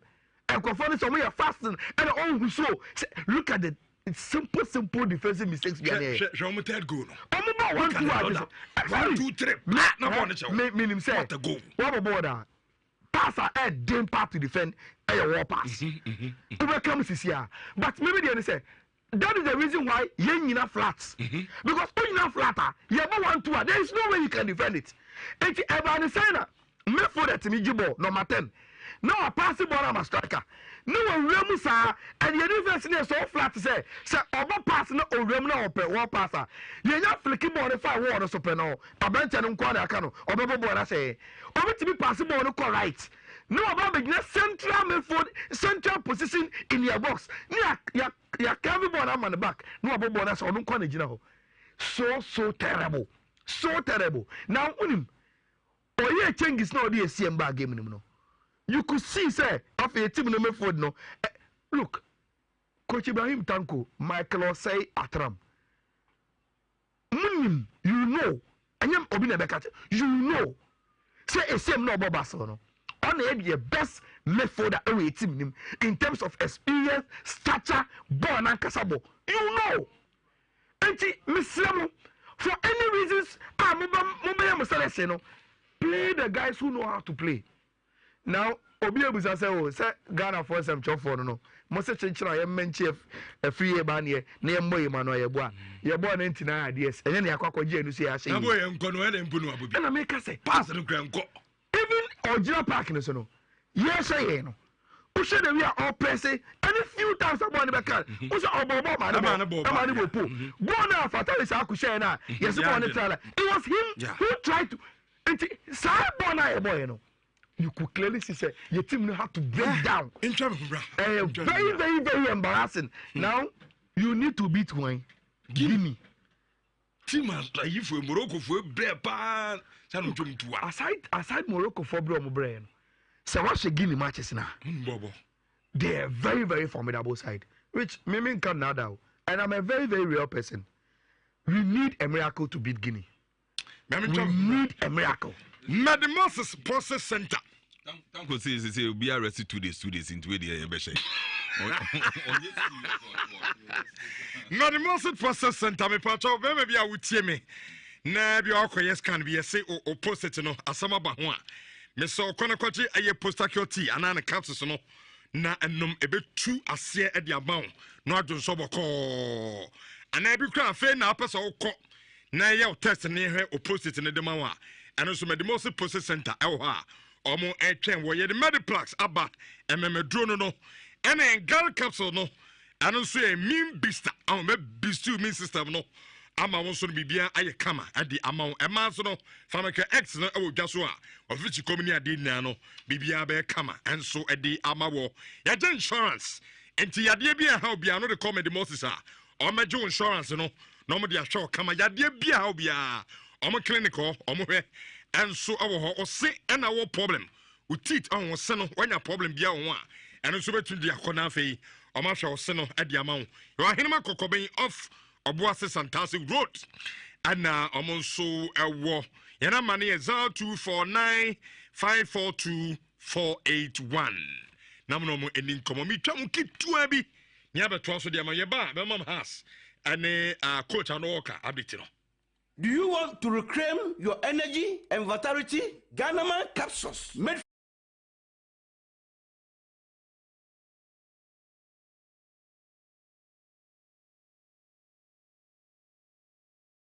here up and force it. Who knows? No lines. We can't be looking for offside there. So is it a question whether it came off an arm of El Azuzi? So it's either offside when, sorry, Ezal Zuli picked it up, or El Azizi there. There's a little hand on the ball from El Azuzi. What was the part of his body that got contact?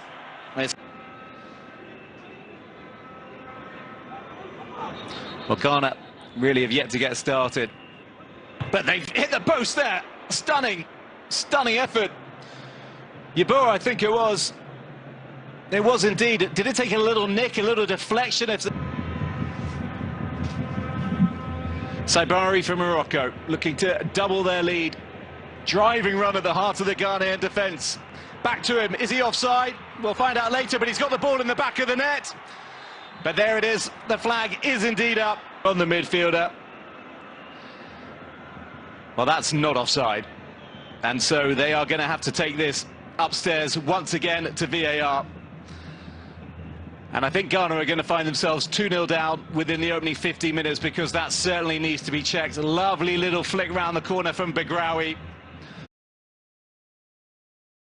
but the woman is a house for no. I'm deny story no. Okay. I'm saying no crash omo coach. I didn't come up. Some for my friend. I'm no man didn't come. I'm say coach more mama near that. So of course. I'm at TV said the NCT be you from me. But I'm say the how about can say. I'm at the story be so we say the baby crave free kind. I'm sister no almost no crack. Coach, I know almost 2 years. Sure. About 1 year. I can't 1 year.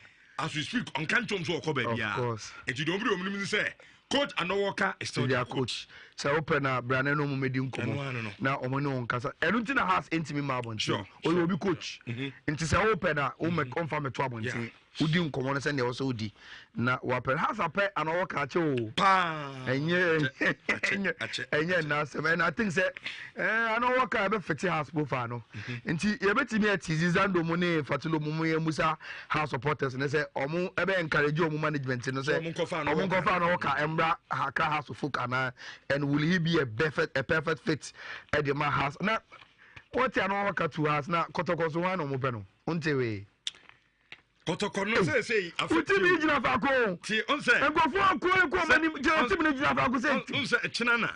Report to come aboard. Nobody should come in here. And go for you movie and report now. Yeah, that's what I want to report now. Report. Yo. Mede makachira mu rich na say hia mu de bebre na yeye onsa na say no akra kemofoi omo de omo ed ne kama na ed bia be kwase bia be go e no mo serve wase onsa dokodoko drink de onsa kemofo de omo mfa ensan koma no nti adokodoko na e na omo nom na omo so agibi go na tomu enti ana won so oye wo hia mu eye yie party ani hia mu bia wo ye bia o dwene ho dokodoko a onko serve e wase se bi go no enua na obi pe na wonim sa wodi bi go ne ba wo hia mu na se a o de ma akra na ni beje o de ma panya na ni beje obi a wo ho bia no obenum bi go no ama na ni age na ye wo flavors bebre enti se de obi taste tie bia no bi go no o de ma na ni so ye wo cocktail ye wo cola ye wo apple ye wo coconut ye wo lemon lime ye wo orange eshemu 16 and 20 bottles in a pack and air full and a varieties bebre and air de and a say papa and identity and a umpe bi go ni ebi no mesel efri na kro de enkwani ko score mo bi go omo be fia mo bi go we panyi udidi afa bi go boso ope doko drink bi e de ajojo akoma manenya bi go odu traffic mu otika mu ope doko drink bi ewia na bododo na de ajojo akoma pe bi go na sensoro toto ope baby so achele a mesel manenya bi go another quality product Solemn Industries Ediaba and FDA4 ajatum say yenom na yemfa enquench your test na yemfili epa ewo ho Jonathan Sons de eno ase ye koji ye ni wo ho bruta na ene any weekend no ekoso nyina no